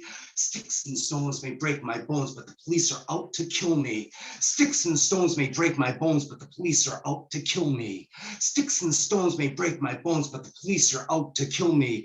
If you're black or brown or homeless in this town, they throw you to the ground. The verdict is already guilty. If you're a suit and tie, you turn your back and lie, making money while we die, shutting your ears to our story. Sticks and stones may break my bones, but the police are out to kill me. Sticks and stones may break my bones, but the police are out to kill me. Sticks and stones may break my bones, but the police are out to kill me. We put our hands in the air saying, don't shoot, don't you dare, but the politicians just don't care. They only serve and protect the money. So don't act all surprised when the people begin to rise and call out all your lies. This is the voice of the many. Sticks and stones may break my bones, but the police are out to kill me. Sticks and stones may break my bones, but the police are out to kill me. Sticks and stones may break my bones, but the police are out to kill me. Sticks and stones may break my bones, but the police are out to kill me. And thank you. I want to share one more poem with you. And just so we do give homage, Al Young Presente. We lost another California Poet Laureate, so I just wanted to put a word up for Al. This poem goes out to Amiri Baraka.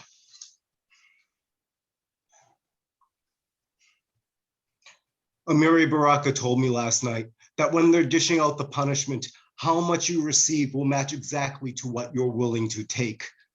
If they kick you in the ass 3 times and you don't say a word, you can be sure that number 4 is waiting right around the corner. When you finally stand up and fight back and make a ruckus, that's when they'll take you serious. When they want to silence your words, you had better speak louder, just like Robeson did when they stole his passport, setting up a stage on the US side of the border as thousands of Canadians lined up on the other side to hear what he had to say. If they won't print your words, start your own publishing house. If they won't let you on the stage, start your own theater. If what you've got to say is making them that uncomfortable, then you're on the right track. When you're lying on your back, chained to the floor at the bottom of a boat, wondering how you got there alone in the darkness, and they've taken your boom ba boom away from you.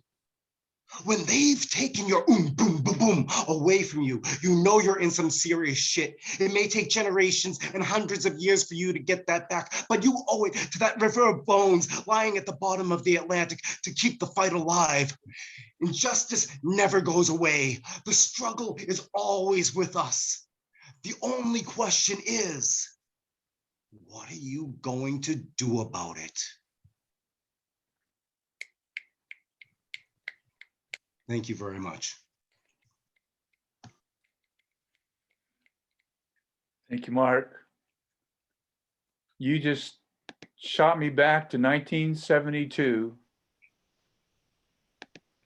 And I was the coordinator for Vietnam Veterans Against the War for Central Florida. And no, it was 1971. And we did a fast against the war for Thanksgiving. And we had a lot of media coverage.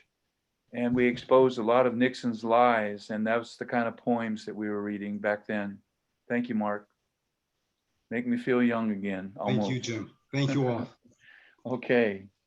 So we're down to our last poet and our last film clip before we do the open mic. Thank you for hanging in there and being patient with my ignorance about electronics. And Al, God bless you. Thank you for being with us to help us muscle through this. Joe Malash is a Vietnam era veteran with myself. He is a Pushcart nominee, Pushcart Prize. He's a published poet, and he's someone that when we have him with us, we always know he's going to either talk about Uncle Bob or he's going to talk about his pet clam, and then let us know that those things have nothing to do with his poem, so that we can remember to smile as we're dealing with all this tragedy. Sometimes a smile is the only thing we can do. I have been blessed by having him as a friend and as a colleague. We're about ready to publish a book. It's going to probably be out in the next 2 weeks if things go right, about Steve Cowett's poetry. And we're hoping that it will be published by Bill Harding, who does the San Diego Poetry Annual, in the next couple of weeks. And we've never had an argument.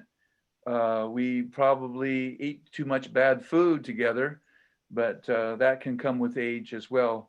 Please welcome the very talented Joe Meloche.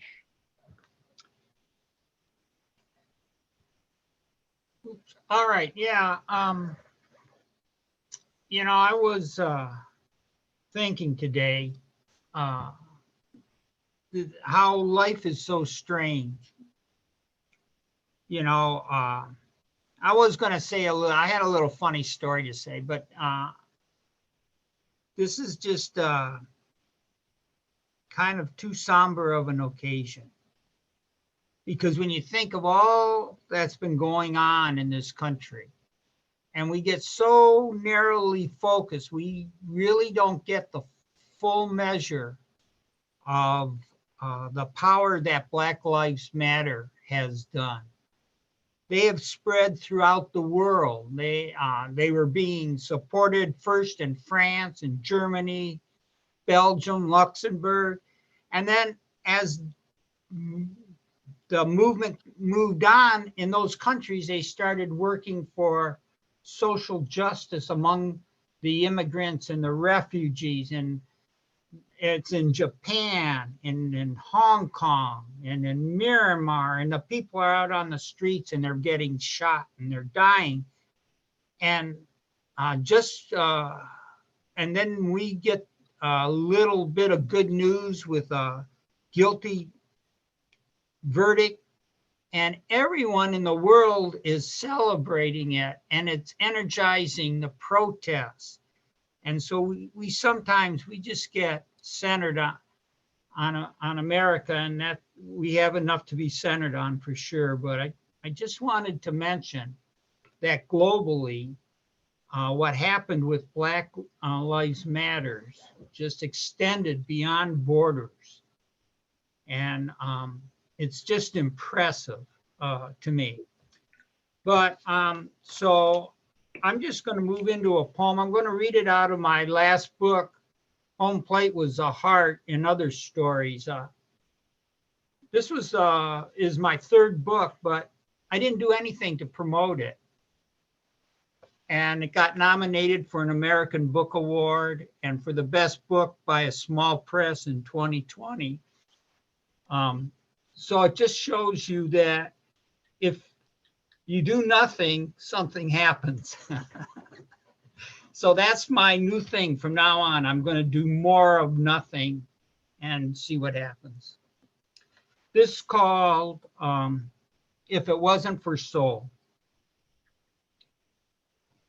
In the past, all my cities had nightclubs, but in the morning, the clubs seemed to fade among liquor stores, warehouses, and garages. In one town, the people who attended these clubs were invisible until they returned to their home. Occasionally, they became visible at night. Then the men wore suits and ties, and the women wore dresses and gloves, as if they were going to see the Motown Revue at the Fox Theater in Detroit. It was 1966, and only the naive believed a mixed couple could purchase tickets at the doors of these clubs. For an interracial couple, there might well have been a law that prohibited tickets from being sold within 2,000 feet of one of these clubs. Therefore, certain club goers were forced to buy their tickets separately. One afternoon, a sliver of the moon became visible before dusk, and a young man walked with a young woman in a golden dress. Pleasantly, she laughed when he told her that he would purchase tickets for them at the door of the club up the street. It was as if he believed they lived in another country. Then, The sound of a transistor radio came from a car parked at the curb. Lee Allen's voice came across the airways. The couple listened. The disc jockey played Motown and Stax, the Righteous Brothers and James Brown. The man went into the liquor store and purchased a couple of Cokes. He returned to share his drinks with her as she weaved in rhythm to the melodies. As they listened to the music, they danced, ignoring the passerby who said, "The trouble with soul music is," and meant that it was black music. But if it wasn't for soul music, the young couple might not have danced in the open as they listened to the radio. After the music ended, they held hands, knowing, I suppose, they might never feel as free again. Thank you. That's it.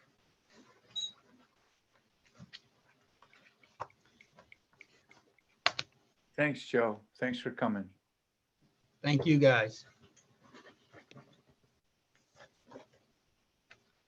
So we're back to trusting me that I can get this film clip going for you. And so what I'm going to do now, it's a very long film clip. It's 24 minutes, but I've broken it up into 2 5-minute segments. And so if we can't, let's see what happens here. If we can't get it going so you can see the video, what's being said is important information for all of us, and we'll just do what we did with Gloria's. Jim, if you can share your screen, I can try to gain remote access. Hit the share screen button at the bottom of Chrome, at the bottom of Zoom. I just did, and the whiteboard has come up. Just share. Okay. Did you? Can you? Oh, guess what's there? The video clip is there. So let's see what happens here. I think we're going to have it.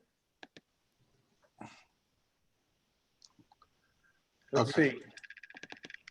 Can you see that? We're looking at the whiteboard. Yeah, that's because the whiteboard's the only thing on the screen share and not the other window that you can click on. So I'm not sure what happened. I shouldn't have experimented with it because it was working just fine. At the bottom, next to share screen, is a little green button. No. Go back to share screen real quick. Okay. Go back to share screen. All right. I'm there. It's got the whiteboard and the share sound. There's a little button right next to share screen, a little green chevron. Click that. Well, actually, no, just click on share screen and then you should see, let me see where we're gonna go here. It says one participant can share at a time, multiple participants can share simultaneously. Go to, instead of whiteboard, let's see, I'm trying to get you out of there. How you turn that off? Did you turn that on? When you click share, do you see multiple screens in there? Is one of them Chrome? Those are at the bottom of the on the laptop. There's Chrome and Fox. When you click on share screen, do you see multiple? No. Thumbnails? It says, at the top it says Basic, Advanced, and Files, and at the bottom it doesn't say anything but Sound, Video Clip, and Share. Okay. All right. Well, what we'll do is we'll work on. I'll show you. We're going to work on this later, so we'll figure this out. So let's just go ahead and do whatever you can do for now, and then we'll figure it out later. Okay. Okay. I think you'll hear the audio just fine. And let me move this down a little bit. And again, we'll have 2 segments.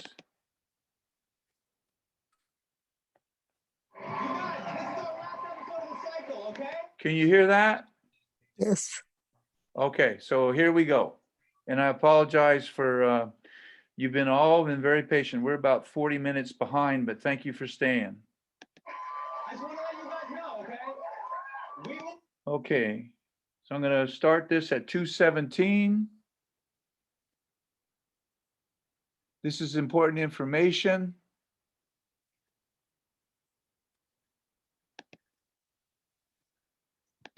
The system that has allowed this to happen. Because this problem is so much bigger than individual bad cops.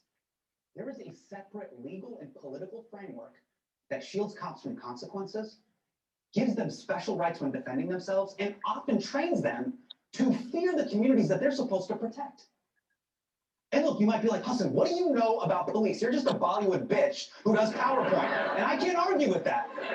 It was on the cover of Variety. It says that right there, all right? So I can't speak to that, but I do know someone who A, isn't a Bollywood bitch, and B, knows a lot about policing, starting with how cops are trained. My name is Seth Stoughton. I'm a law professor. I was a city cop for 5 years, a state investigator for 2.5 years. How well are police officers trained in this country? American police officers are some of the best trained in the world, but what they're trained to do is part of the problem. What are they trained to do? You need to stay on your guard all the time, because as soon as you're not, someone's going to take advantage of that and you can die as a result. And it's not just complacency, it's also hesitation. You not only have to be on your guard, you have to be ready to act instantly, not react, but act, sometimes even before a threat fully manifests. You have to act instantly. New cops are taught to see the people around them as potential threats. And it's made worse by the fact that police departments typically spend 8 hours training officers in conflict de-escalation and 129 hours training them in weapons and fighting. That can't be the right ratio. Think about it. Imagine if pilots spent 94% of their training going down the emergency slide. They're like, look, just in case this definitely happens, we got to slide. And while I didn't want that much police training, I did want to try a little. Well, here's a simple drill, one that I did in the police academy and at my police agency. You're going to be the officer, make a finger gun. Are you serious? Mm-hmm. You want me to do this? Yep, I'm going to be your suspect.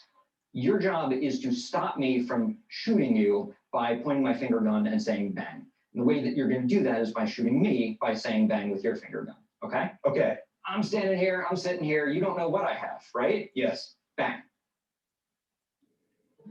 You just died. Okay, this is how we're learning how to police finger gun games? This is how we're learning to not hesitate. Do you know what this reminds me of? Remember this one? Oh yeah. It's not unlike stunts, right? Yeah. The principles are about the same. I have to anticipate your action. I have to react. Bang. Even before. Dude, come on. Bang. Bang. No, I got you. So I got you. You're proving the point. Action is faster than reaction. You did. Bang. Come on, bro. Step your game up. Bang. Bang. That was a sign of respect. He respects me. Now, I know finger banging may seem fun, but guys, fear-based training can go way too far. As you'll find out from former West Point professor Dave Grossman. Now, he teaches classes in something called warrior policing to thousands of law enforcement officers. This is a real ad for a seminar.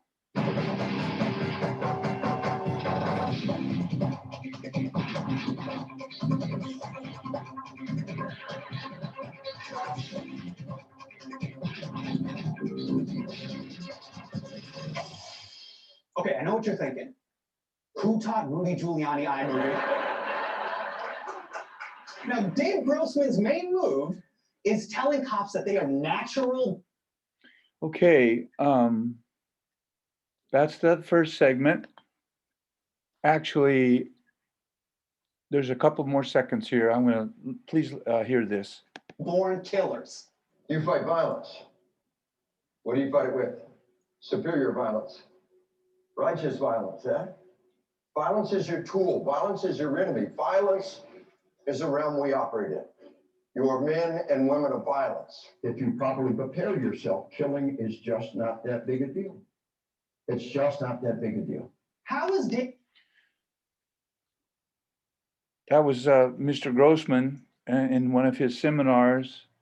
Let's end this film at the 8:04. And if you would like to Google this, the title is of it to hear all 24 minutes. The title is The Broken Policing System, Patriot Act with Hassan Minhaj on Netflix. Okay, let's see.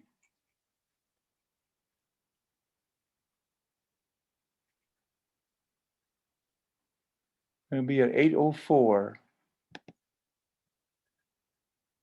Here's that play. Because outside of fear-based training, there's another structural problem with policing: lack of consequences. After they're trained, cops get to play by a completely different set of rules than everyone else.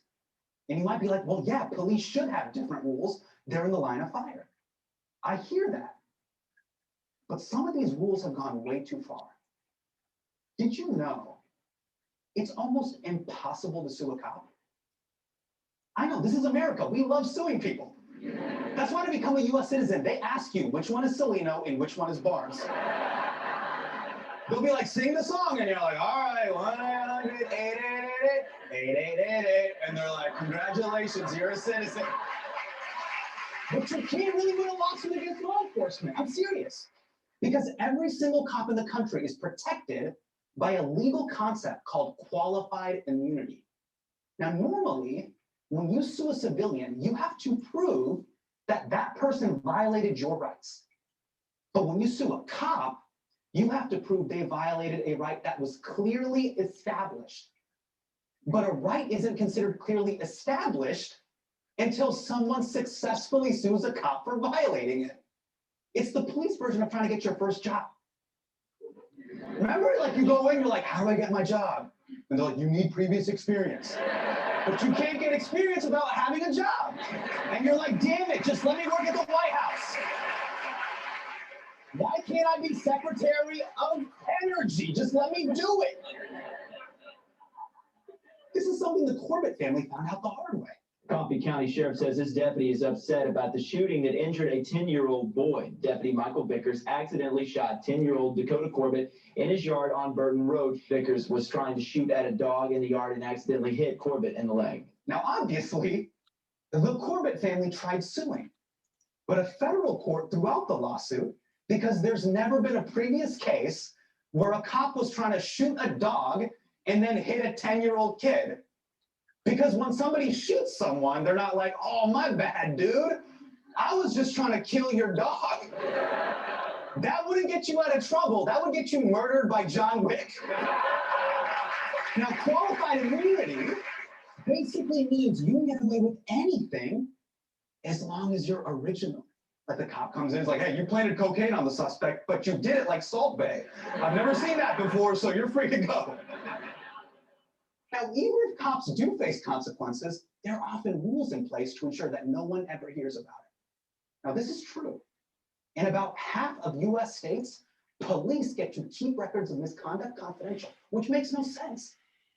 Think about it. If a doctor commits malpractice, you can look that up. If a lawyer fabricates evidence, they get disbarred. If Lil Yachty records the theme song for Chef Boyardee, it's on the internet forever.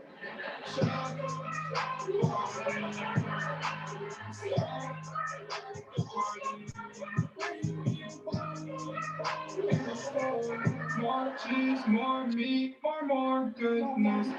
Broccoli is how he pays the bills, but beefaroni is Yachty's passion. By the way, that white dude bobbing his head, that's Donny Osmond. The point is, there is no national database on police misconduct, which is crazy. We monitor everything. We know Channing Tatum's sleep schedule for the past 5 years. Now, that's not a government database. That's just something I've been tracking. Channing has sleep apnea. I'm worried.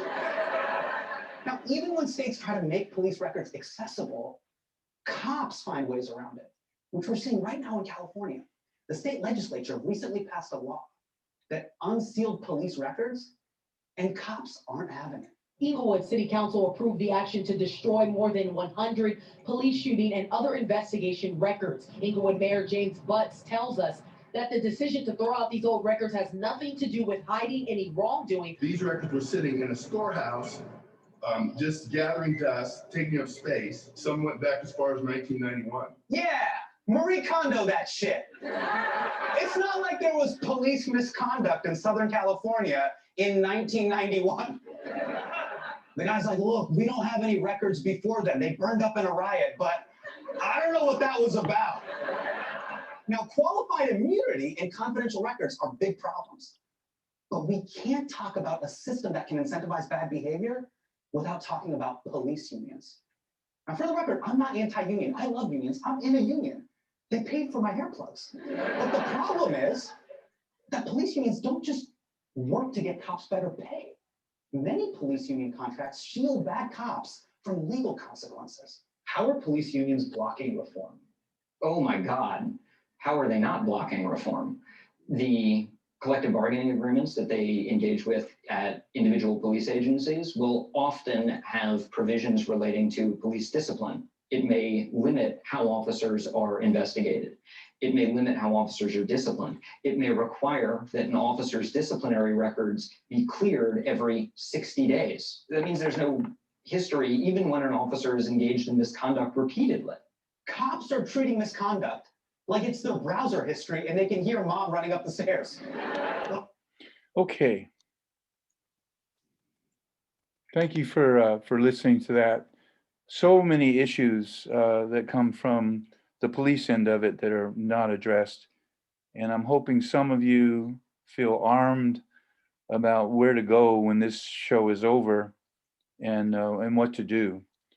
It's time now to start the open mic. And I have some names here that I like to do. If we've been doing this for a while and we're over, if you need to wash your face or go get a soda or something, please feel free to do that. But I'm going to jump right in to the open mic. Sylvia Telefaro was supposed to be here from the African American Writers and Artists, and she is not here. What we're going to do is the people that are on this open mic list are going to read one poem to us. And I wanted to ask Claire, are you going to read tonight? Are you going to read a poem tonight, dear? If there's time. You betcha. Okay, I got your name down. I think that's the only person I didn't ask, so we'll have you then. So our first poet tonight just featured at Second Sunday Jimmy Poetry. She's a really wonderful poet. She's trying to right now become a volunteer to work in juvenile hall. And I hope that we can make that happen for her. This is Anjuli Nunn. Thank you, Jim. A couple of you may have heard this already, but I'm going to say it again. It's called Black. An eternity is not what you think of when you see stripes down my back, shackles that give no slack whatsoever to whatever clever excuse I try to come up with to whisk away years of no, not fear, but sheer terror, laden to my psyche, not by error, but by systemic racism.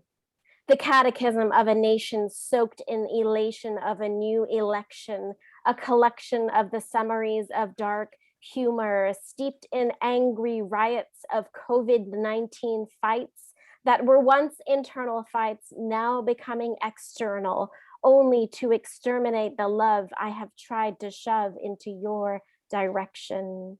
This is not a resurrection, it is pure hatred, white against black and black back to white as the night grows colder and colder.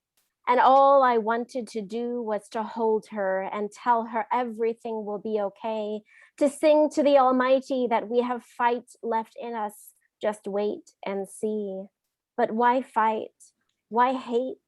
Why call the police when feats like this need not be seen by other men, by your neighbors, by my sister, my mother, my brother, your sin? We all carry sin. We all cannot win with educational degrees and the fees we pay so that white men do not slay me like a slab of meat at the feet of beggars wanting more violence, inciting more hatred. Against whom? You? No, me. Yes, me.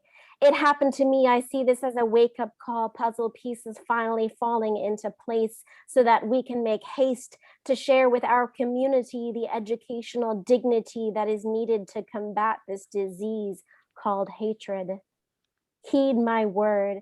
I carry no sword, no stone, no weapon, but one tongue, slicked back with all the blackness I can muster to state out loud and clearly that enough is enough. And I will hold this badge of experience with honor until it rusts, fades away into dust, and all that's left is pure and utter empathy and mutual understanding. Thank you for your time, and if you will allow me to end with one more rhyme. It's not something that time will tell. It's up to us to muster up the courage to share our stories so that as a collective, racism stays not as an elective on a roster, but as a crime. We can foster the education needed to see that these words are heeded. I have nothing more to say but to slay racism at the root and to give it the boot off of the playground for good. Thank you. Thank you, Anjali. If I die tomorrow, you're one of the reasons that I feel like we'll be in good shape. You're the next generation that will carry the torch. Thank you for coming tonight. David Lagenhorst, do you feel like reading, sir? So, yeah, Jim, I'm, if I can get this open, 1 second. I'm gonna read someone else's poem. Before I do, I'd just like to repeat something that someone else said. But as a white man, I will never understand, but I will stand. I will stand with you. This poem is by Howard Debs, and it's called 2:46 a.m. Chicago. It starts with a bang. A 21-year-old, a 13-year-old. 8 shots ring out, aiming for a passing car. Police on the scene. The teen on the run. A gun in his hand. One officer, a 34-year-old, chasing down an alley, running. The cop yells, "Stop." The gun, "Drop it." Running, "Drop it." An opening in a fence, stopping, "Drop it." Turn around, hands up. A split second. 1 shot fired. 1 dead. Thank you. The 2:46 a.m. is when the young man lost his life. Thank you, David. Claire Acamando, do you want to read now, ma'am? Okay, Thank you for coming. this is a homage to Steve Coet. I took a class with him at Southwestern College and he turned me on to poetry. And I was very affected by his death in April. So this is the month. It's postscript to poet Steve Coet. On a bright April night, you die in a blink with no goodbye. You who gave life back to a beach minnow, saved fence vaulters from La Migra. You who rescued birds, rodents, fed feral cats, evacuated animals during wildfires. You let go, you die. How could you leave your wife, your dogs, your saved animals, your lizards, your friends, your students without a hug, a wink, or a see you later? Teacher, poet, your work's not done yet. We need our diet of distilled words, our weekly fix of nurturing, and triple shot of inspiration. I'll be in class tonight. Expect to see you there. Turquoise rings on your fingers, wearing jeans, and your old belly stretch sweater. You'll drop your bulging backpack on the desk, rummage through your paper stack, struggle with the overhead last projector on campus, while talking about your battle with Blackwater. You'll uncoil cords, check the scary halogen bulb, push the card this way and that, and let us know how you kicked ass and kept mercenaries out of Potrero, your little corner of the planet near the Mexico border. Transparency on glass, ready for class. Words imprint the wall, crawl to ceiling in linear migration. Sandwiched between machine and screen, blue eyes unblinking, you'll morph from passionate activist to gentle teacher. Your pewter-colored curls form tendrils on the black mural, like vegetation atop the giant silhouette sinkhole behind you. You'll speak melodious words, tough, tender words, fragrant words, words that spill, spiral, and specify, words that seduce, colonize, bulldoze our minds, words that will aggrandize and stay with us in lieu of you, and brand us like brain tattoo. Joy to the fish you saved from dying by tossing it back into the ocean. As to me now, I wish the damn minnow were dead and you, ankle deep, alive, ankle deep in receding tide, sneakers swung over your shoulder, watching the sun shimmer gold dust over the surface of the Pacific before diving without a splatter into deeper water.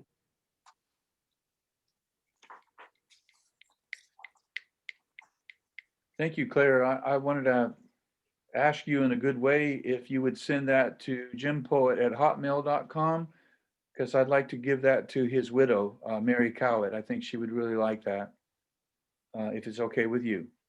Okay. Thank you. Thank you for coming tonight. Bruce Gordon, are you going to read to us? I think he might have retired. Which brings us to our last poet, one of my heroes. I was standing next to him when the Iraq War happened at 2002. We were at Horton Plaza, and he had a bullhorn that he was doing chants to all the people that were there against that war.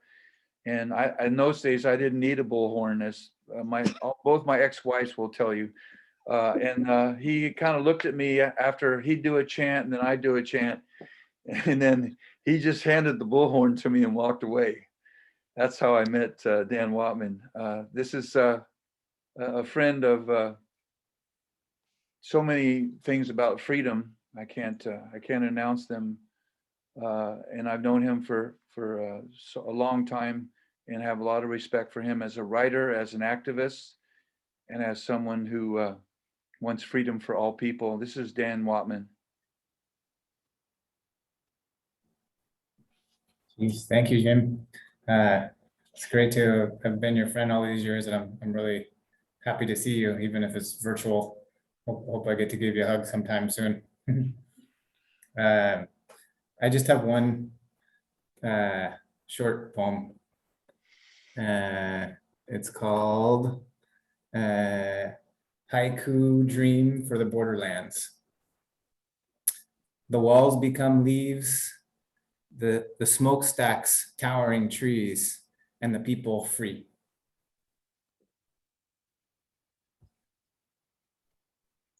Oh, you got to run that one by us again. Oh, okay. Haiku type poems get to be heard twice. Okay. Haiku Dream for the Borderlands. The walls become leaves, the smokestacks towering trees, and the people free. Aha. Thank you, sir. And I'm hoping you will say hello to Doña Berta for me. I know you see her. Mr. Gordon, are you going to read something to us, sir? Yes, sir.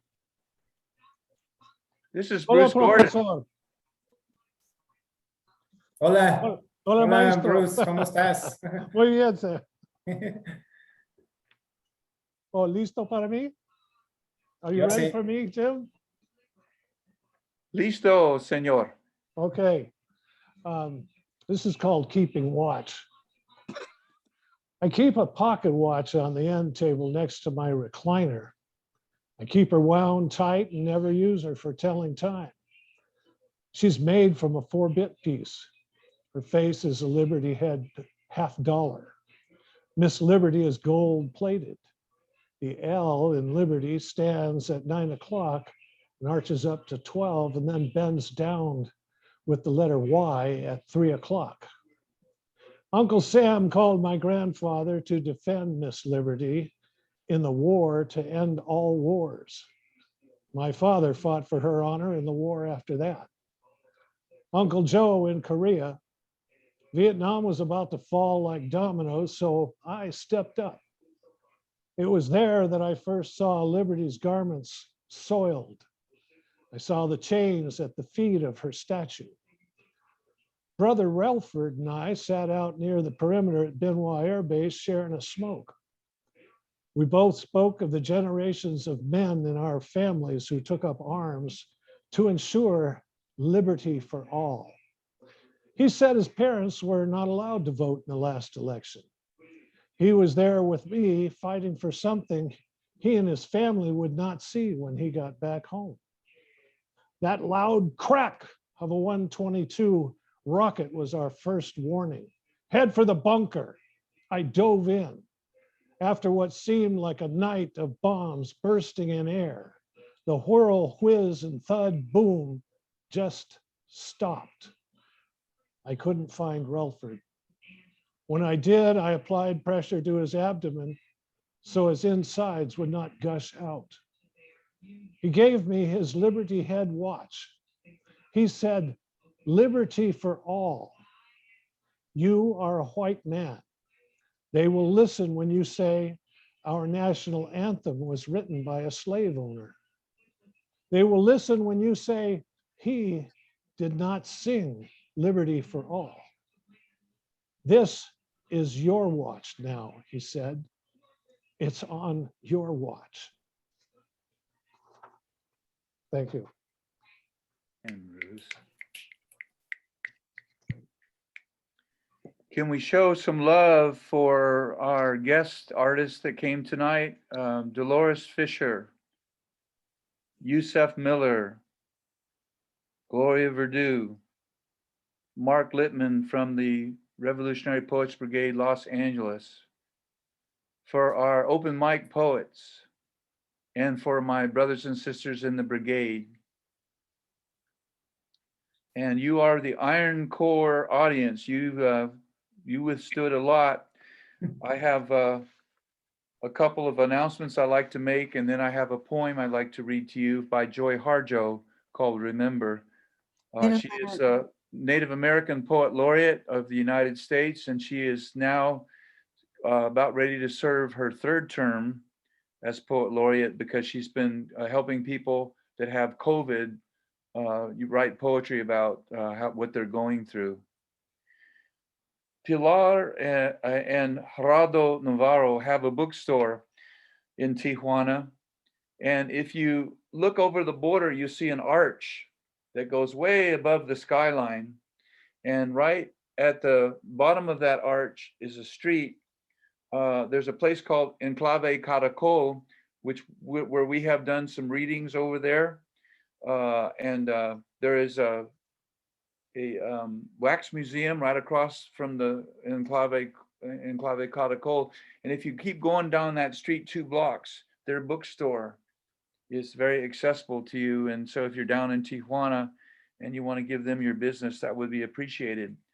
The 2nd Sunday in May, the 2nd Sunday Jimmy Poetry Open Mic is sponsoring a fundraiser for Liz Fest, which is the foundation that Elizabeth Weedmark died in an automobile accident about 5 years ago, and her parents, Nathan and Anita Weedmark, started Liz Fest And basically what we're going to do is have a way for people to contribute to the Liz Fest Foundation, which gives scholarships to young people who want to learn how to play music just for pleasure or for performance. And we'll have a thing set up, Venmo or PayPal or something in the chat room. If you want to attend second Sunday at 3 o'clock on the second Sunday of May and help them out, that would be nice. We want to also put a shout out for the committee who's trying to get police off the high school and college campuses in California. And you can Google that if you want to. Also, what's coming up is the Revolutionary Poets Brigade is going to be working with the African American writers and artists to help a poetry reading for Juneteenth. And what Juneteenth is about is 2 years after the end of the Civil War, news got to Texas that the slaves were free. And that's when they finally got to be free. And we don't want to forget that. And so we'll be doing that. Thank you so much for coming. This is called Remember. This is by Joy Harjo. Remember the sky that you were born under. Know each of the stars' stories. Remember the moon. Know who she is. Remember the sun's birth at dawn. That is the strongest point of time. Remember sundown and the giving away tonight. Remember your birth, how your mother struggled to give you form and breath. You are evidence of her life and her mother's and hers. Remember your father, he is your life also. Remember the earth whose skin you are, red earth, black earth, yellow earth, white earth, brown earth. We are earth. Remember the plants, trees, animal life who all have their tribes, their families, their histories too. Talk to them, listen to them. They are alive poems. Remember the wind, remember her voice. She knows the origin of this universe. Remember, you are all people, and all people are you. Remember, you are this universe, and this universe is you. Remember, all is in motion, is growing, is you. Remember, language comes from this. Remember, the dance language is, that life is. Remember, remember. Thank you for coming. I'm with the Revolutionary Poets Brigade, the San Diego Tijuana Revolutionary Poets Brigade, and we believe that friendship strengthens borders and not militarization. We hope we have comforted the disturbed tonight, but we also hope we have disturbed the comfortable. Good night, everybody. Good night, Jim. Night, Jim. Night, Lori. Thank you, Jim. You need to get a shout out too. Yes. Thank you so much, Gracias, Jim. Yeah, shout out to Jim. Yeah, shout out to Jim. Great meeting you all. Yes, nice meeting you. Yes. Thank you, yes, yes. everybody. Thank you, Yes. everyone. Good night. Good night. Great job, Very everyone. emotional night. Buenas noches. Bye-bye. Are we going to do the typical